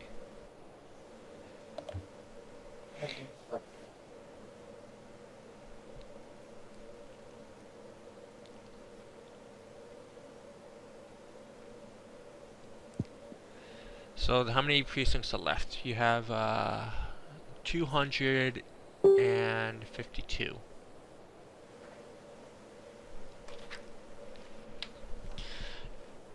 Alright, well I'm gonna post on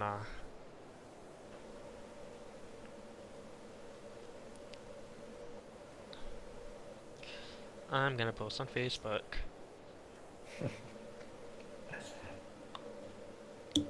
Don't jinx it. I don't care.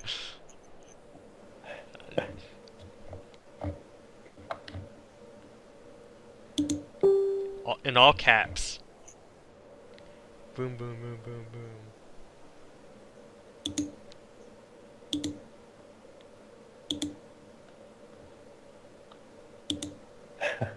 Yeah, I see the post. Yep. Fox is saying it. CNN is saying it. Cruz has won. Yeah.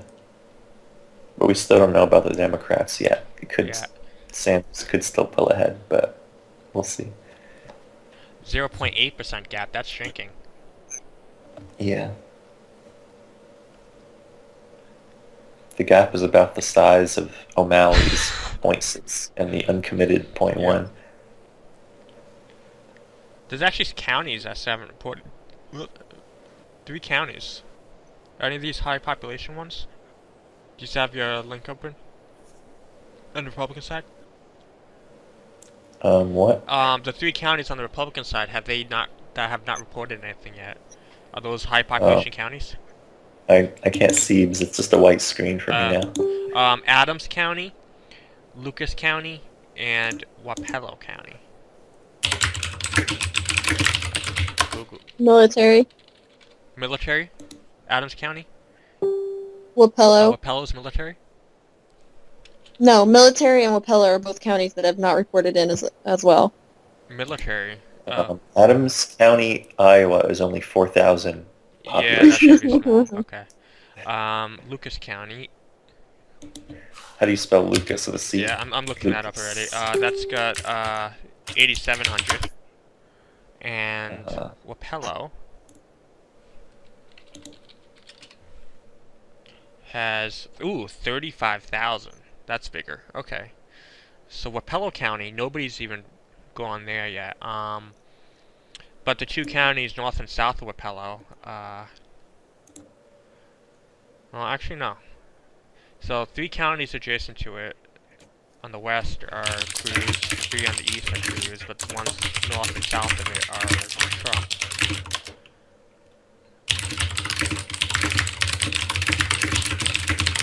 What are you typing?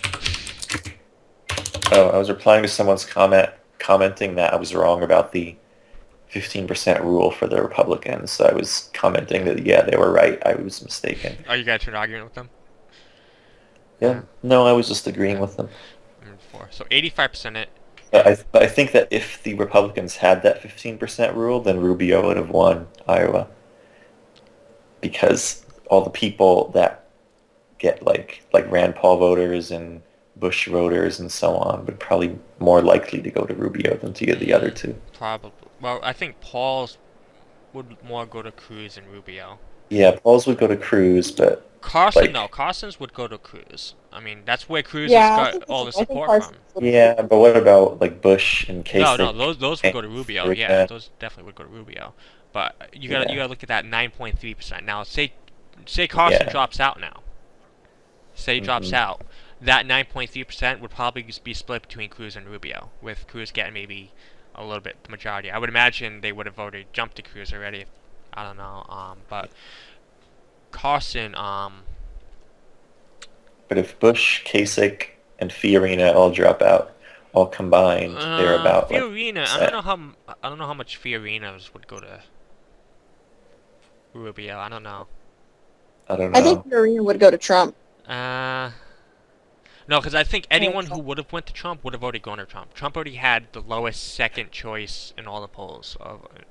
Yeah, people didn't want him as a second choice. So he was already pretty low in the second choice department. I don't even know any Fiorina supporters. Like, I've never heard of one or know one. So I don't know if they even exist. They used to exist.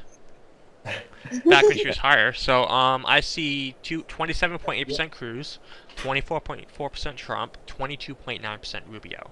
So that's a 1.5% gap. Yeah, if you Google Iowa caucus, it shows Cruz winning in Google.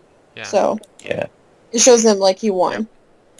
Yeah. 0.7% gap on the Democrat side. Yeah, because there's no way Trump can ever Trump can't get a what is that, a 3 point? Yeah, even if he got every vote remaining. 3.3% gap. Ahead of Cruz. Yeah. The Clinton-Sanders difference is only 0.7 now. I see a 0.6.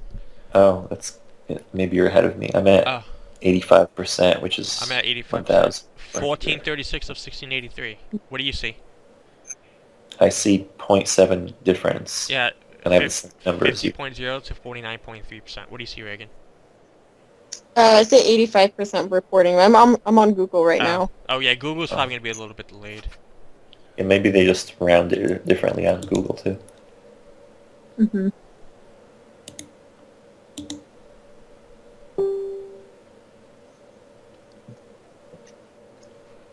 Stupid Blake. What? So I posted Ted Cruz wins Iowa in caps on Facebook, and then Blake responded, "Wait, he won the nomination?" No, he won the first state. Oh. You're welcome.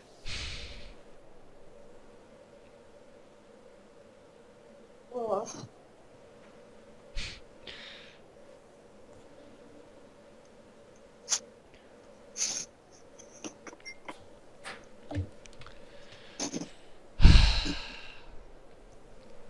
I haven't eaten dinner. Neither have I. Yeah. Well, you got your phone, so you can actually go out and do stuff. I'm stuck at my computer with my headset. So 87% in. I wonder. So right now it's 9:30 where they're at. So I'm sure. I don't know. How late do they want to stay out? The longer they stay out, the more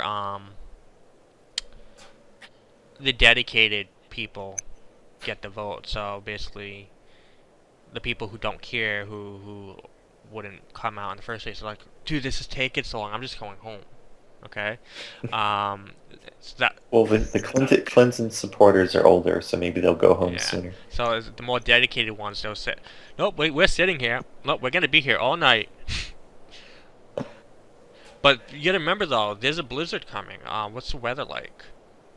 Iowa weather.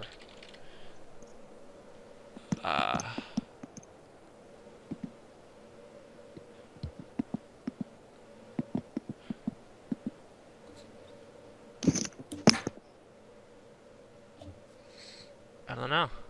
It says cloudy right now, so maybe they think they have a little time.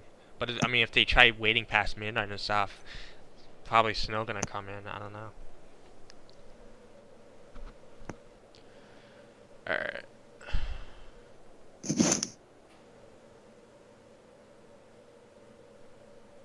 So 86. So actually, the Republicans are now further along than the Democrats. I'm seeing 87 on the Republican side, 86% on the Democrat side, with a 0.6% gap. Yeah, it's pretty small. It's like 10 times smaller than it used to be at the start, almost. Because when I started watching this, it was like 5% gap between the two. Yeah. Oh, she dropped out of the Skype call again. I'll add her back. She posted on Facebook. That might have been it.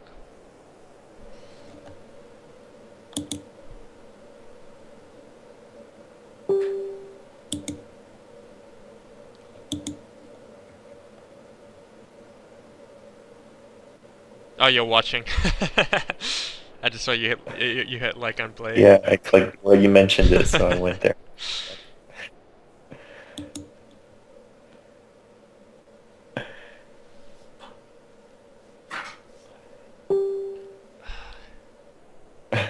LOL, I feel so dumb. My bad, guys. I'm gonna ask if he has Skype.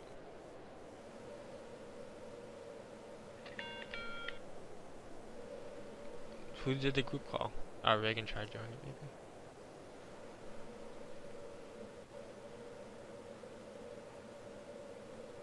Oh, he doesn't. Okay.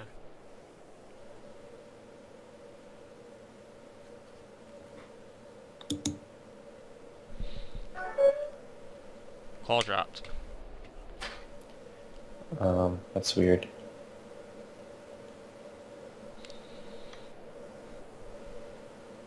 Oh, busy.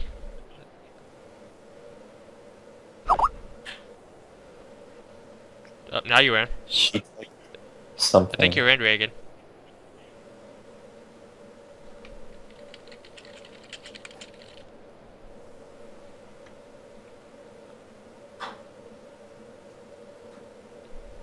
Can you hear me? Oh. Oh. Says call dropped again. Oh, it says how would you rate the quality of your this call?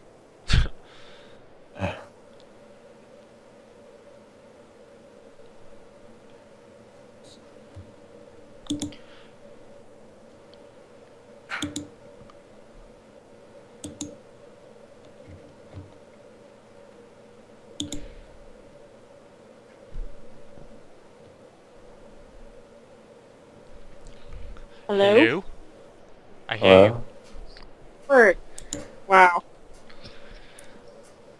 Now you know how it feels like kind of being me. Actually, remember when we were Skyping last year, and actually I kept getting muted, remember? Kept having all these Skype issues. Yeah. Yeah. That was annoying.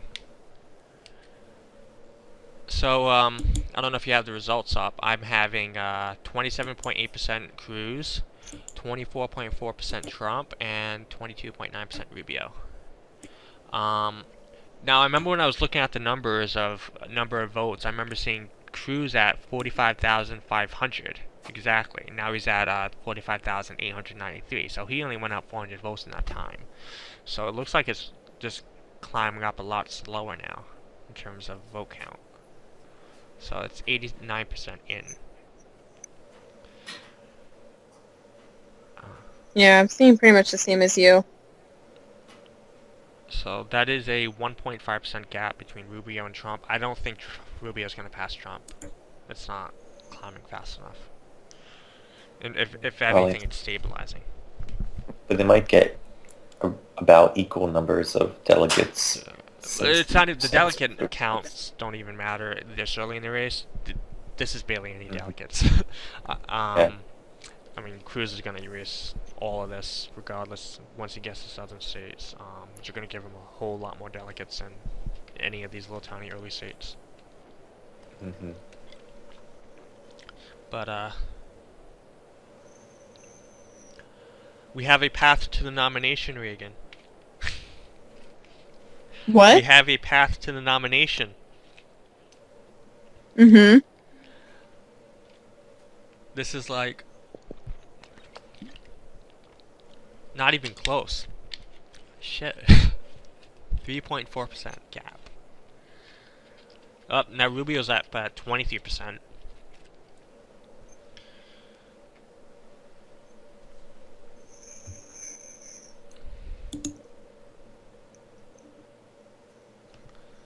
Yeah, I don't even see the Fox site updating anymore.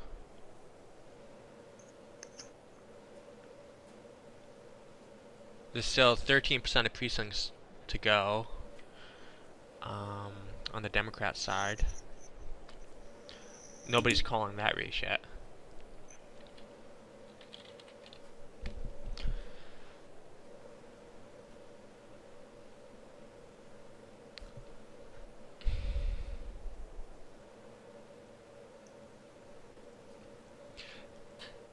Headline: Donald Trump's moment of truth has come in Iowa.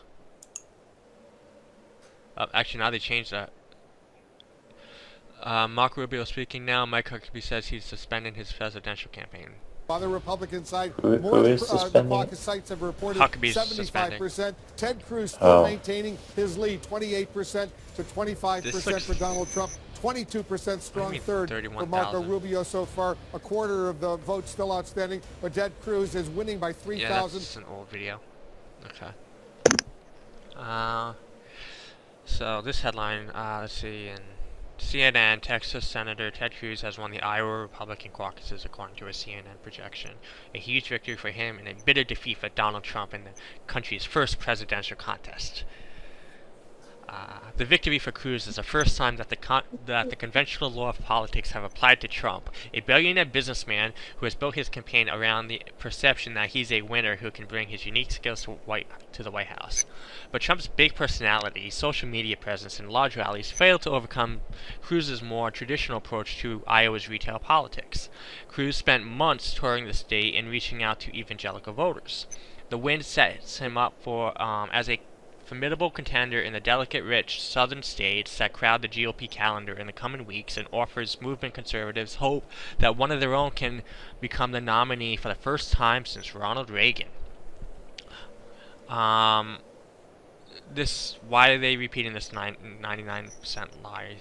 It says, but 99% of the GOP vote in, Cruz was ahead of... Well, maybe they mean 99% of the voters. Yeah, but they can't know who's going to show up.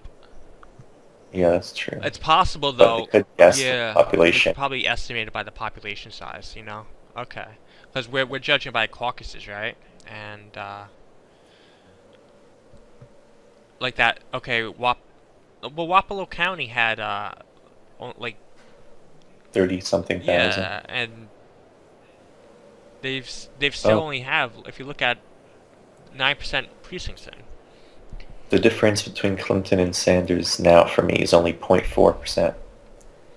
So I think I think they're a little bit off on that 99%. I don't think that 99% is accurate.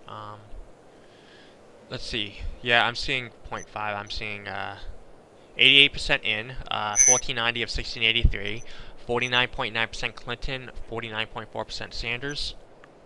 I see the same, except it's 49.5 for me. So Sanders has. How many precincts are reported in? 1491. Oh, I have 1490.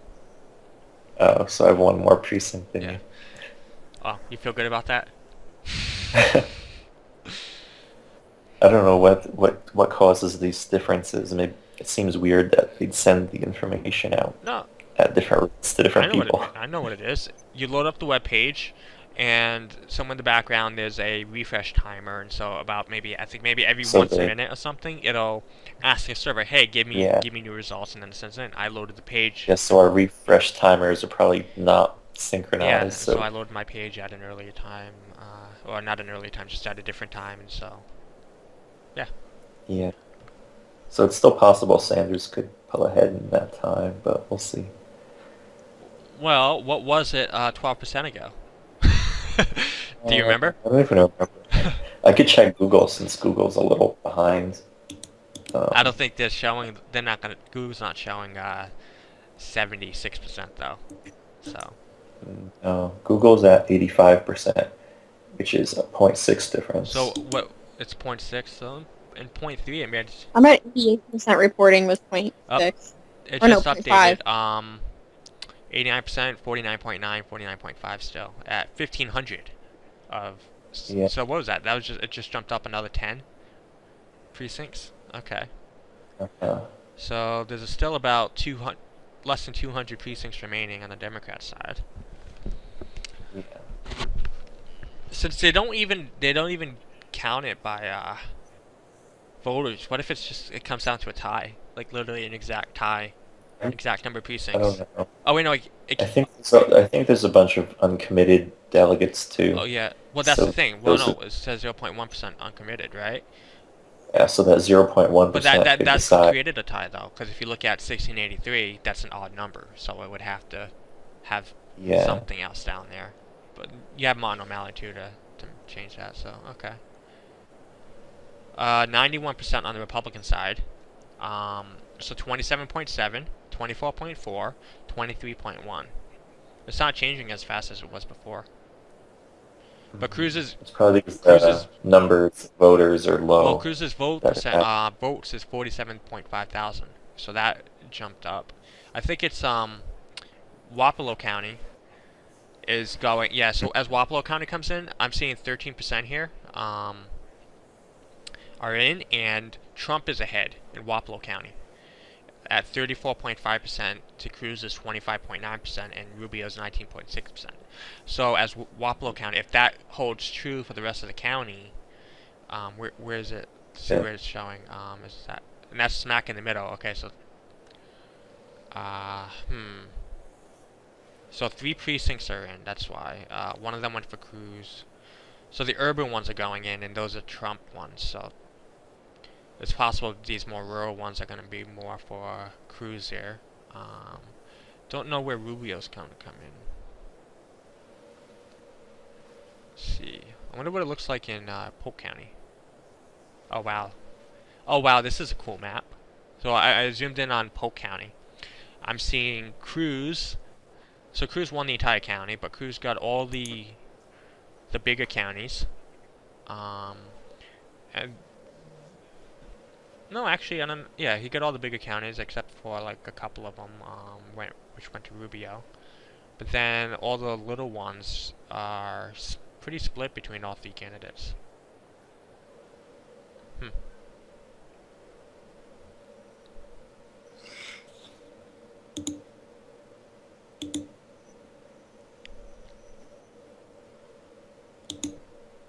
So where's Paul's best counties? Let's see.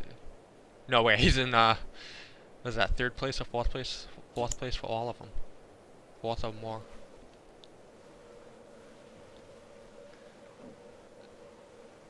I think a lot of libertarians are going to be disappointed right now.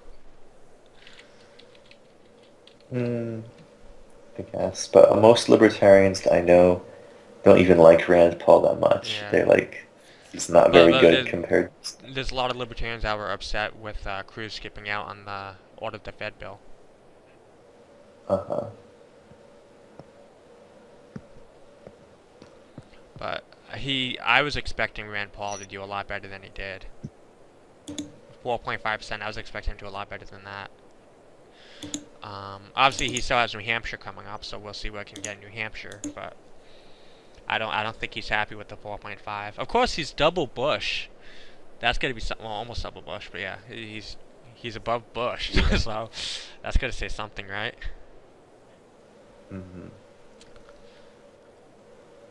So the gap between Rubio and it just updated again for Clinton and Sanders, and it's only a 0.2 difference now.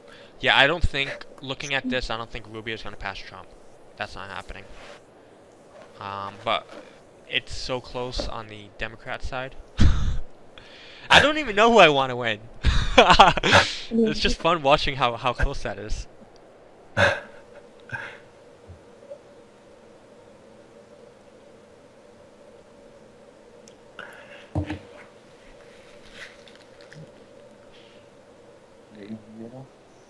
I'm a little bit hungry. You gonna get me dinner? No. Unless you want me driving 3.5 hours. 3.5 hours away. Good. I'm like... I want something a little bit closer. I think I drove here in a little over 2 hours before. Well, I mean, fast. Did you drive through the mountains when there was snow? No. Okay. Point taken. Because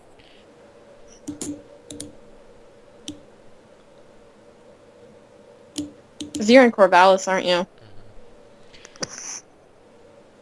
Well, don't say too much about where I live. I'm still recording. Oh.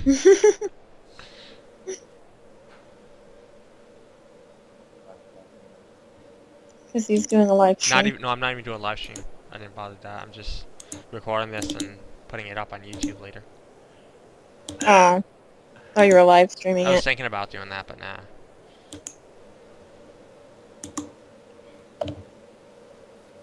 I just caught Kyogre in Pokemon.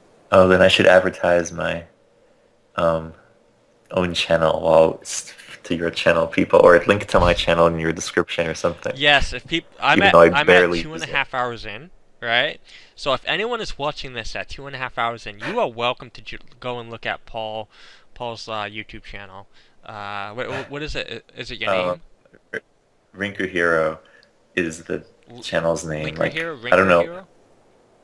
Yeah, let me get the link. Hero. RINKUHERO. Is that it? Yeah. Yeah. There you go. If you guys want to watch, he makes a little... I have a bunch of weird indie game videos. So he's a indie game developer. Indie game developer. Yeah. I'm an actual professional game developer. What do you call it? I actually just today so much.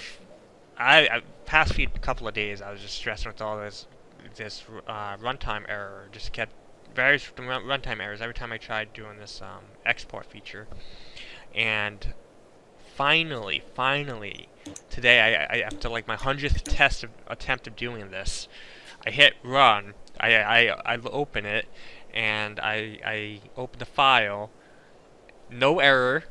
I see my plane right there. I had to export a plane from one game engine and had to export it into a different file format manually, like in there, like in depth, and then I had to have it be in a format that can actually load it by a completely different application, and it loaded up finally. So I'm happy.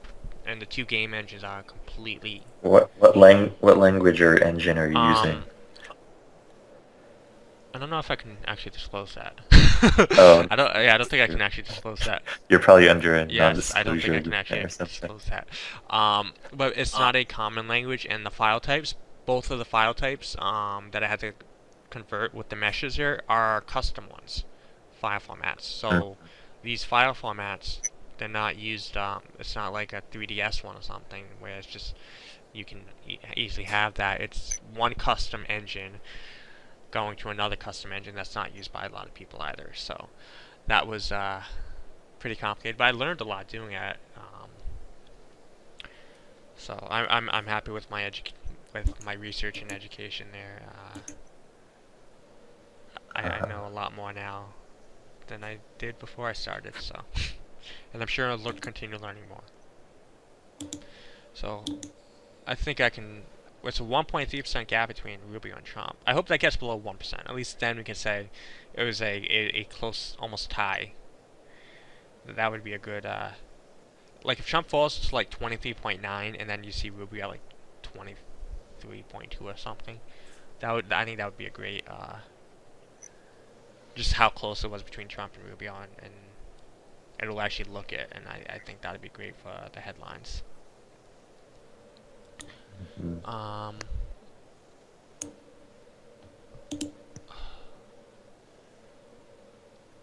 Let's see.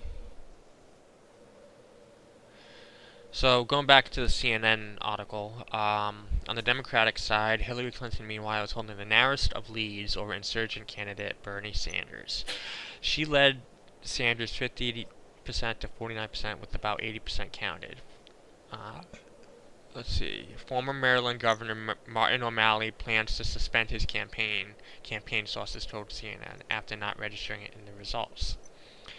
Cruz's win suggests that the Texas senator's organization, built up over months, could prevail over Trump's more unorthodox campaign based on the power of his personality and celebrity. Trump went into Monday night with polls suggesting that he stood on the verge of a potentially stunning victory that would shake the Republican Party establishment. But the Iowa caucuses are notoriously hard to predict in Iowa, and Cruz banked on a strong turnout from evangelical voters to build a classic Iowa winning coalition. So,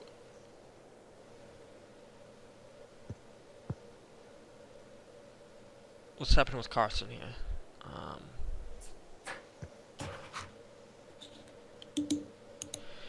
Carson. Is he going to drop out? Is Carson dropping out? Yeah, all it says is that Carson left for Florida today to go back home and get a fresh set of clothes. That's all the headlines are.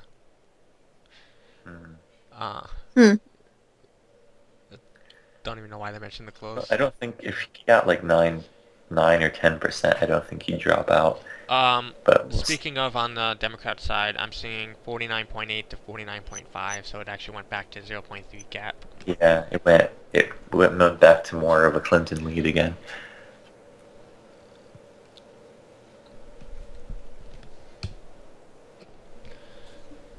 Guess my roommate or someone's here. I don't know if my roommate here or it's just a neighbor. I hear music really loud, so it might be my roommate. So I'm going to add these up again. I want to see what the turnout was. Because they were saying that the magic number was supposedly going to be 135,000 for Cruz, but for Cruz to win, but obviously that wasn't the case. Let's see, 812, 39,599. Let's just update as I'm doing this. 7714 4787 3264 3210 3050 3012. Oh wow, that's already at 170,000.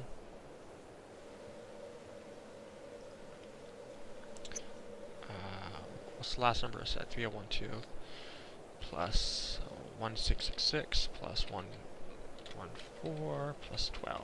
So yeah, it's at 171,000 voters. Yeah. Almost 172,000.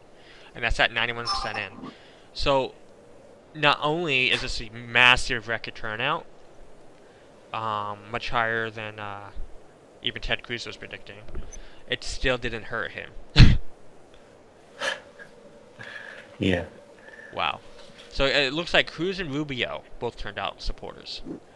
Trump, nope.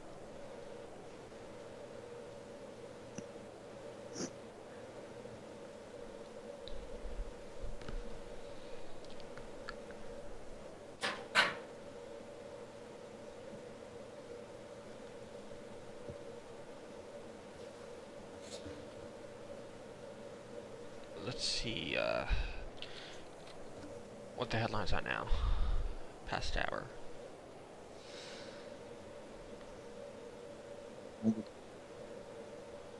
What are they saying on MSNBC?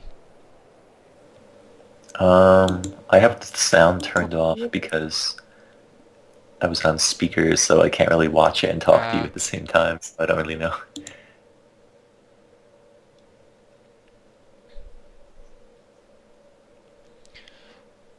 Cruz tops Trump. Texas Senator Ted Cruz defeats Donald Trump in the Republican caucuses. He reportedly broke a record for caucus votes, according to Des Moines Register's Jason Noble.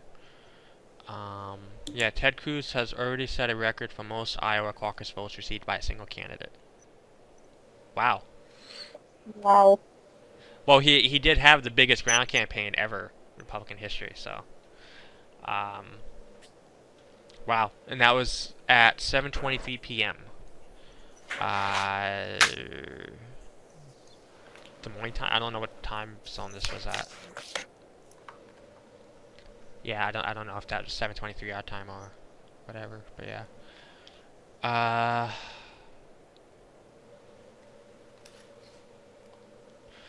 Marco Rubio celebrates third place. The Republican senator told attendees at his caucus night party that his solid third place showing refutes all the naysayers who had told him he needed to wait his turn or that his boots were too high. We are not waiting any longer to take our country back.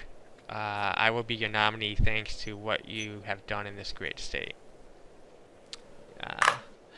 Master Trolling by John Dingell. The former congressman from Michigan, who is an avid tweeter, quickly weighed in on Cruz's victory. He says, let's see, congratulations to Ted Cruz on winning the critically important primary state that also gave us President Santorum and President Huckabee.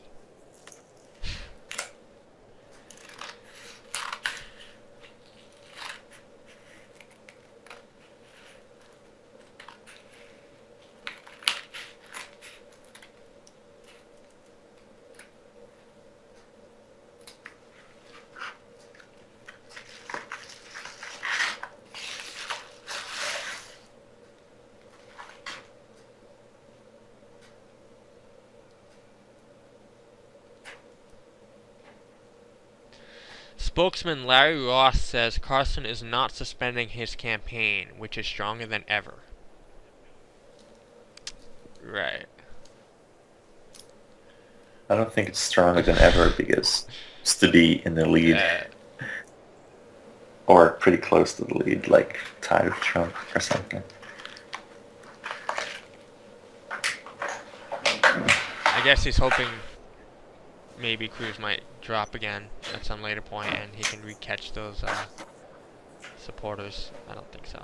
But maybe he's hoping to be chosen as vice president or something for one of the other people. Let's see. Awkward. Candidates collide at caucus sites. As the candidates take their cases to caucus covers, some end up at the same place at the same time. And some, notably Donald Trump, didn't appear overjoyed about it. Washington Post reporter Jose Del Rio caught him as Fiorina arrived. A picture there.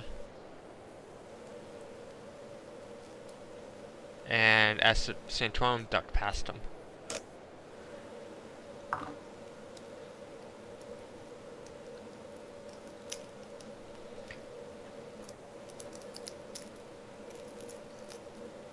Crazy amounts of new registrations at GOP caucuses, longtime activists tell me. Run out of registration forms. Fairly liberal west side of downtown. So I think a lot of liberals came out to vote for Rubio. That might have been it. I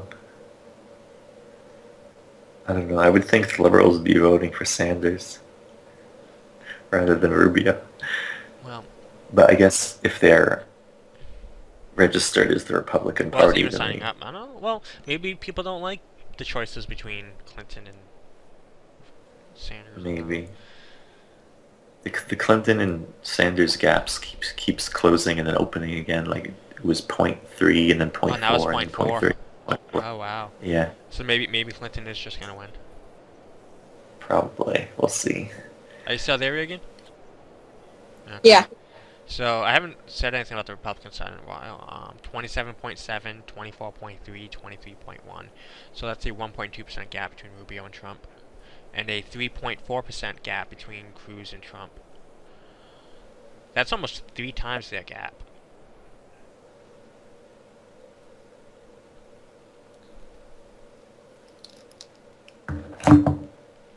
Which one was the university? I gotta find which one of these had to be the university counties. I think it was these two. I see Paul with 9% in a county. In Johnson County, Paul is at 9% with 599 votes. Which one's the one his dad won? Jefferson County was only 60 votes. Okay. So yeah, I think it's Johnson County. So Johnson County must have a university, and they largely went for Rubio, then Cruz, then Trump, then Paul. Okay. So look, if I go Google Johnson County, Iowa.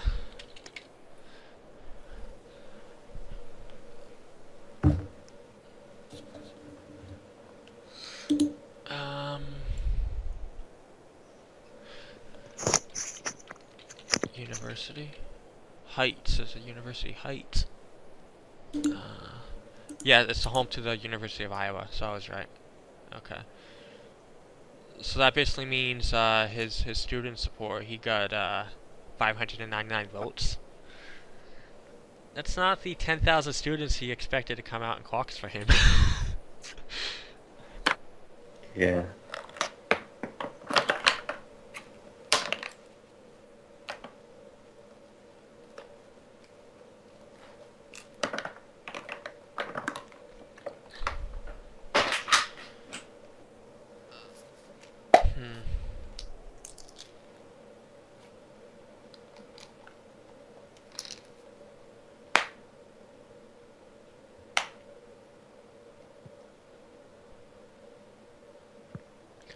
Trump offers. Oh yeah, this was a headline earlier too.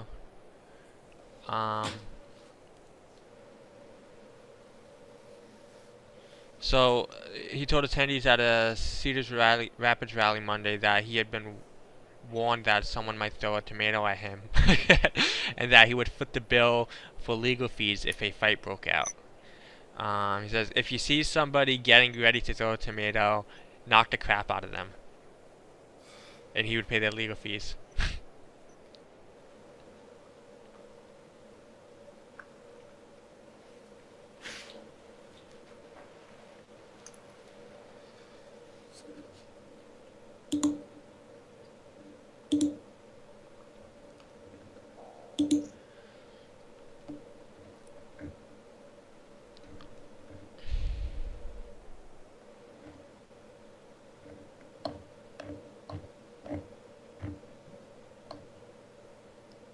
So Cruz got the record number of.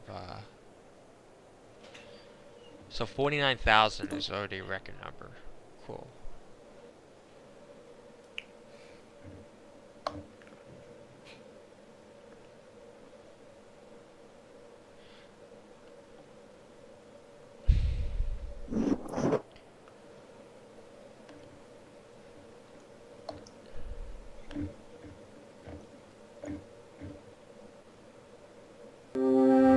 My name's Christina, and I drive with Uber because it gives me the time to spend with my son. Seems like no one My name is posting Paul about Roybal. the election on Facebook on my friends list. 1, 2, Yeah. 3. I think most people are not even paying attention.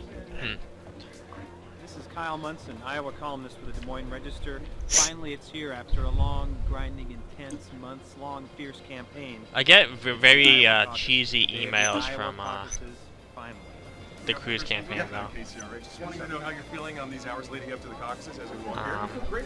We're just kind of getting Like this last one, the crescendo. break can be won. This is only beginning. I still need your help. Come join us. Justin, I can't thank you enough. We won Iowa tonight, but only because you stood by my side. Heidi and I owe you a debt of gratitude.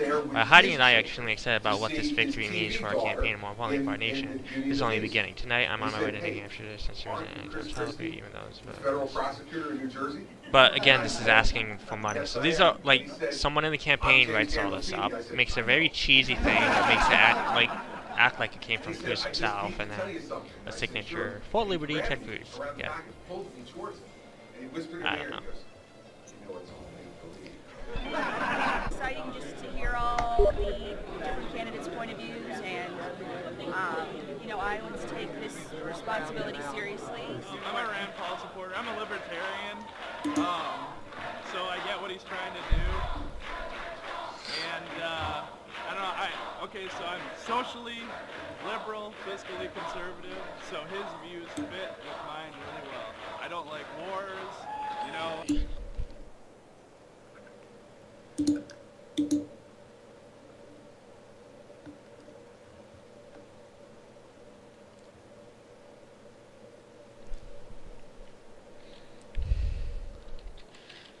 Let's see, Bernie Sanders. Democratic race in Iowa, caucuses leans towards Hillary Clinton. Bernie Sanders, past hour.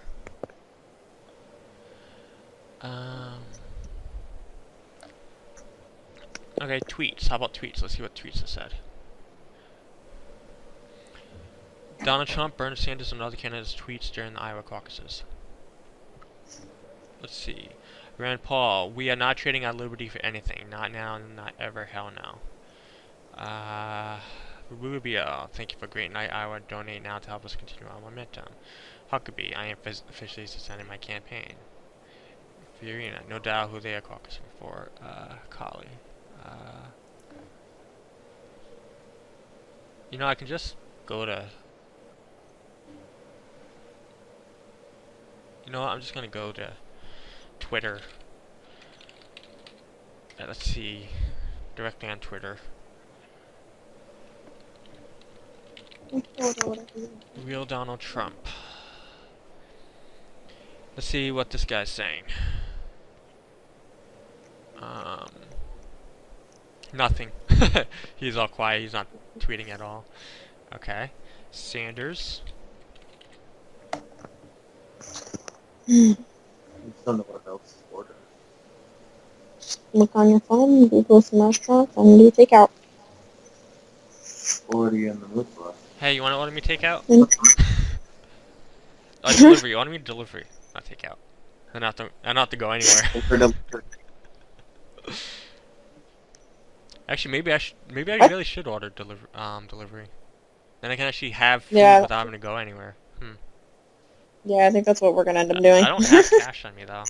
I have my credit card, but I guess I can order it, pay for it online. But then, don't they want a tip and stuff? Yeah. You got me on pizza. Huh? You got me on pizza. No, whenever pizza's the devil. Wasn't that? Hold down. The round red sauce down. I'm still seeing 0.4% gap between Clinton and Sanders. So it was 0.2, and then 0.3, and then 0.4. Are you able to break from this and go get training position? No. No. I could be up all night recording as this barely changes. Oh, it might not be worth it to... The gap for me between Sanders and Clinton went much larger. It's like a 0.8 now. How many do you have? I have 1540 of... I have 1542, but it's 50.1% and 49.3%. Oh yeah, I was just doing my math wrong. That's 0.8. To try them the Yeah, that's... So that's it. Last time they were really pressed. Seems like Clinton only. Yeah, that's a huge... But that went up and only 3%. I mean, it could completely flip around again, too.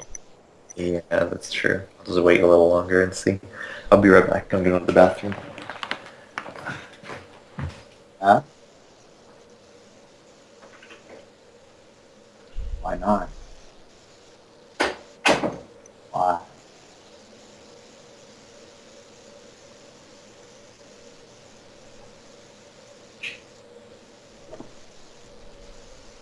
So, would you be able?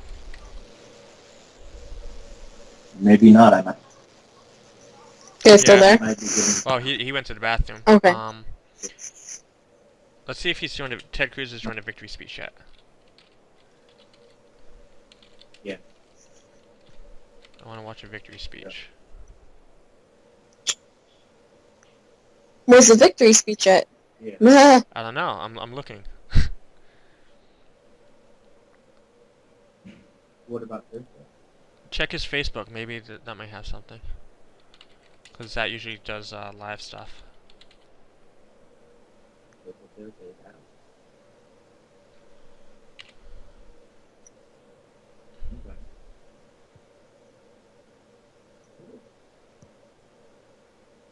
You're pretty good. You're pretty good. Um. I found it.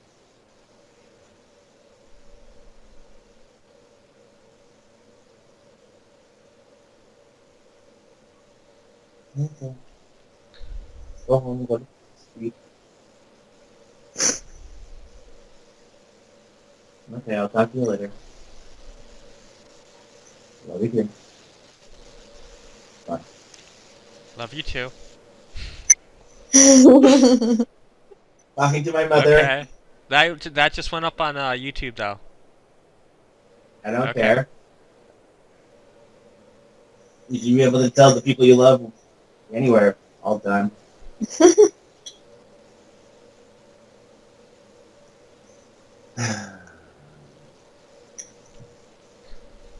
Well, help me out. What do you know?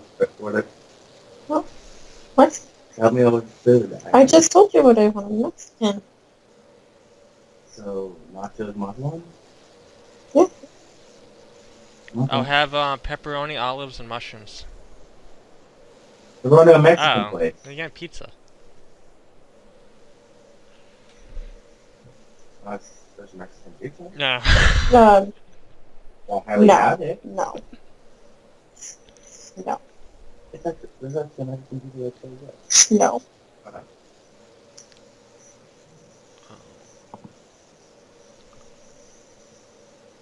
I don't know why it's like so slow on getting the results.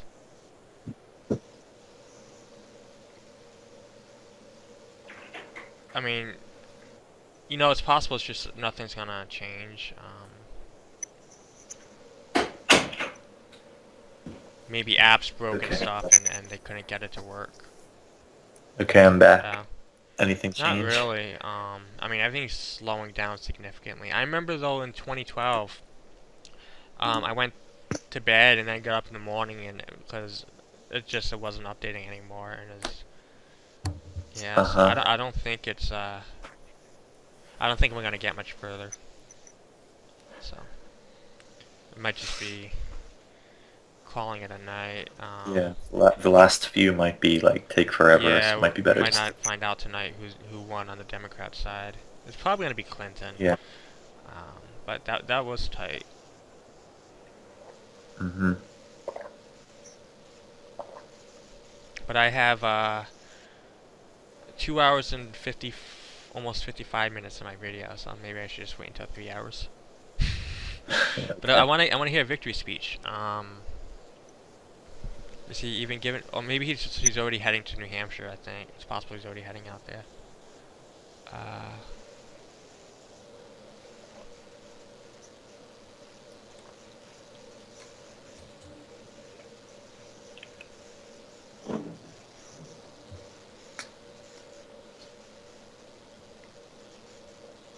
Let's see what C-SPAN's saying.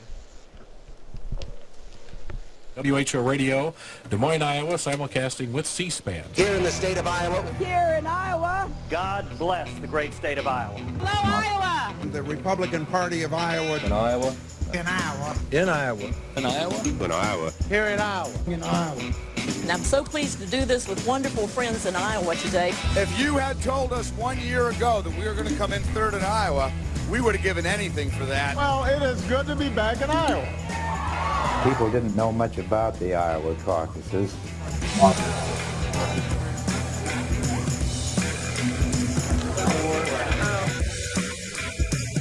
Was this an average caucus? That's hard to say. It's the third one I've been to. They're all different.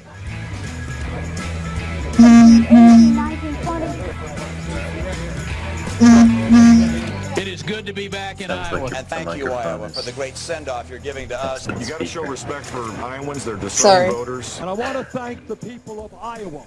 I want to thank all the people of Iowa. Iowa is the first. I'm gonna shut it off for a second. Iowa, I will never speak to you people again. That's a funny quote from... Let me read that quote from Donald Trump. I love you all. Now, if I lose Iowa, I will never speak to you people I love you again. all, but if I lose Iowa, I will never speak to you people again. Is that a real quote? Yeah, just listen to it. I was on now. Did he say that live? I was just listening to that in the video here. Oh, that's funny. That's the kind of immature babyish stuff that comes out of his mouth. He's a sore loser. So he talks all about being a winner and all, but I mean he's a really sore loser. If he doesn't win, he just like especially on certain endorsements and stuff. He didn't get these endorsements. He's kissing up to them, and then he doesn't get the endorsement, and he acts like a little child. Yeah, and he also didn't go to the debate because of the Megyn Kelly thing. So. I hung up. Okay, I wasn't sure. All right.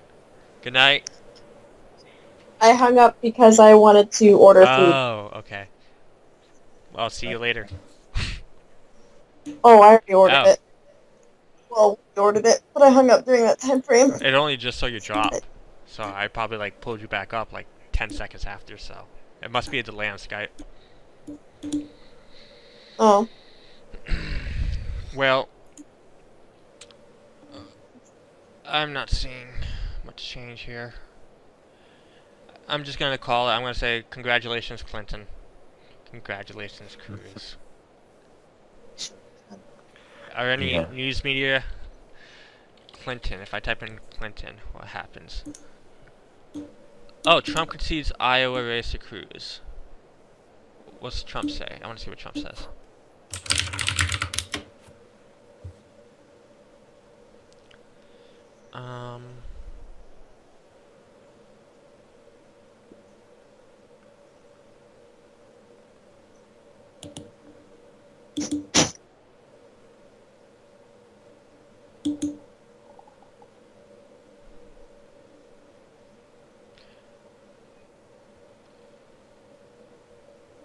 I'm not seeing any quote from Trump. Why the headline then?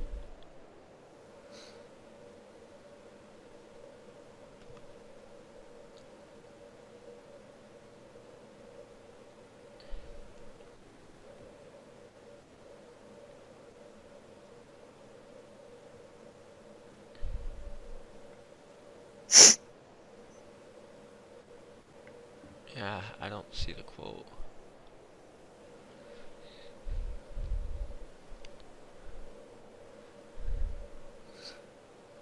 Yeah, I don't know.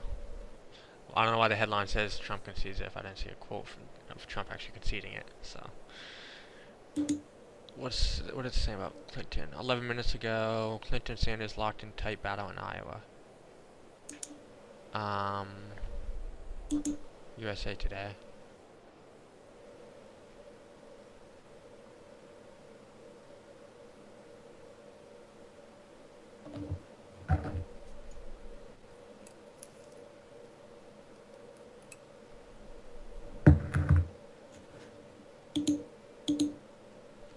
Yeah. For just $4. So I think this is it. Cheeseburger, a spicy chicken sandwich. I'm at 3 hours on this video, so there you guys, Okay. there you guys go, YouTube. Good night then. Well, I mean, I can keep the Skype call going, but I'm gonna end the recording here. But yeah, thanks for watching, guys, on YouTube. If you did watch all the way to the end, congratulations, I guess. Let's see, what word? I want to do like a phrase if you watched it to the end. Say, gosh, I don't know. Well, they'll just, a lot of people probably just skip the middle part of the video and move the thing to the end and listen to the end. Well, So. that's why, that's why you're supposed to like do it like somewhere like in the late middle or something. Oh well. Yeah.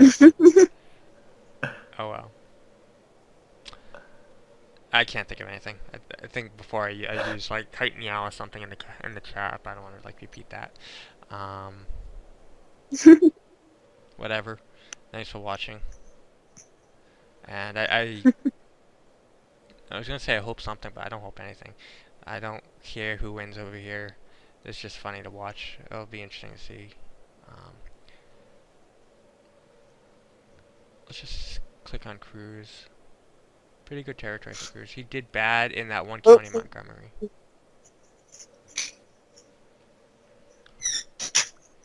Alright, now I'll end the video.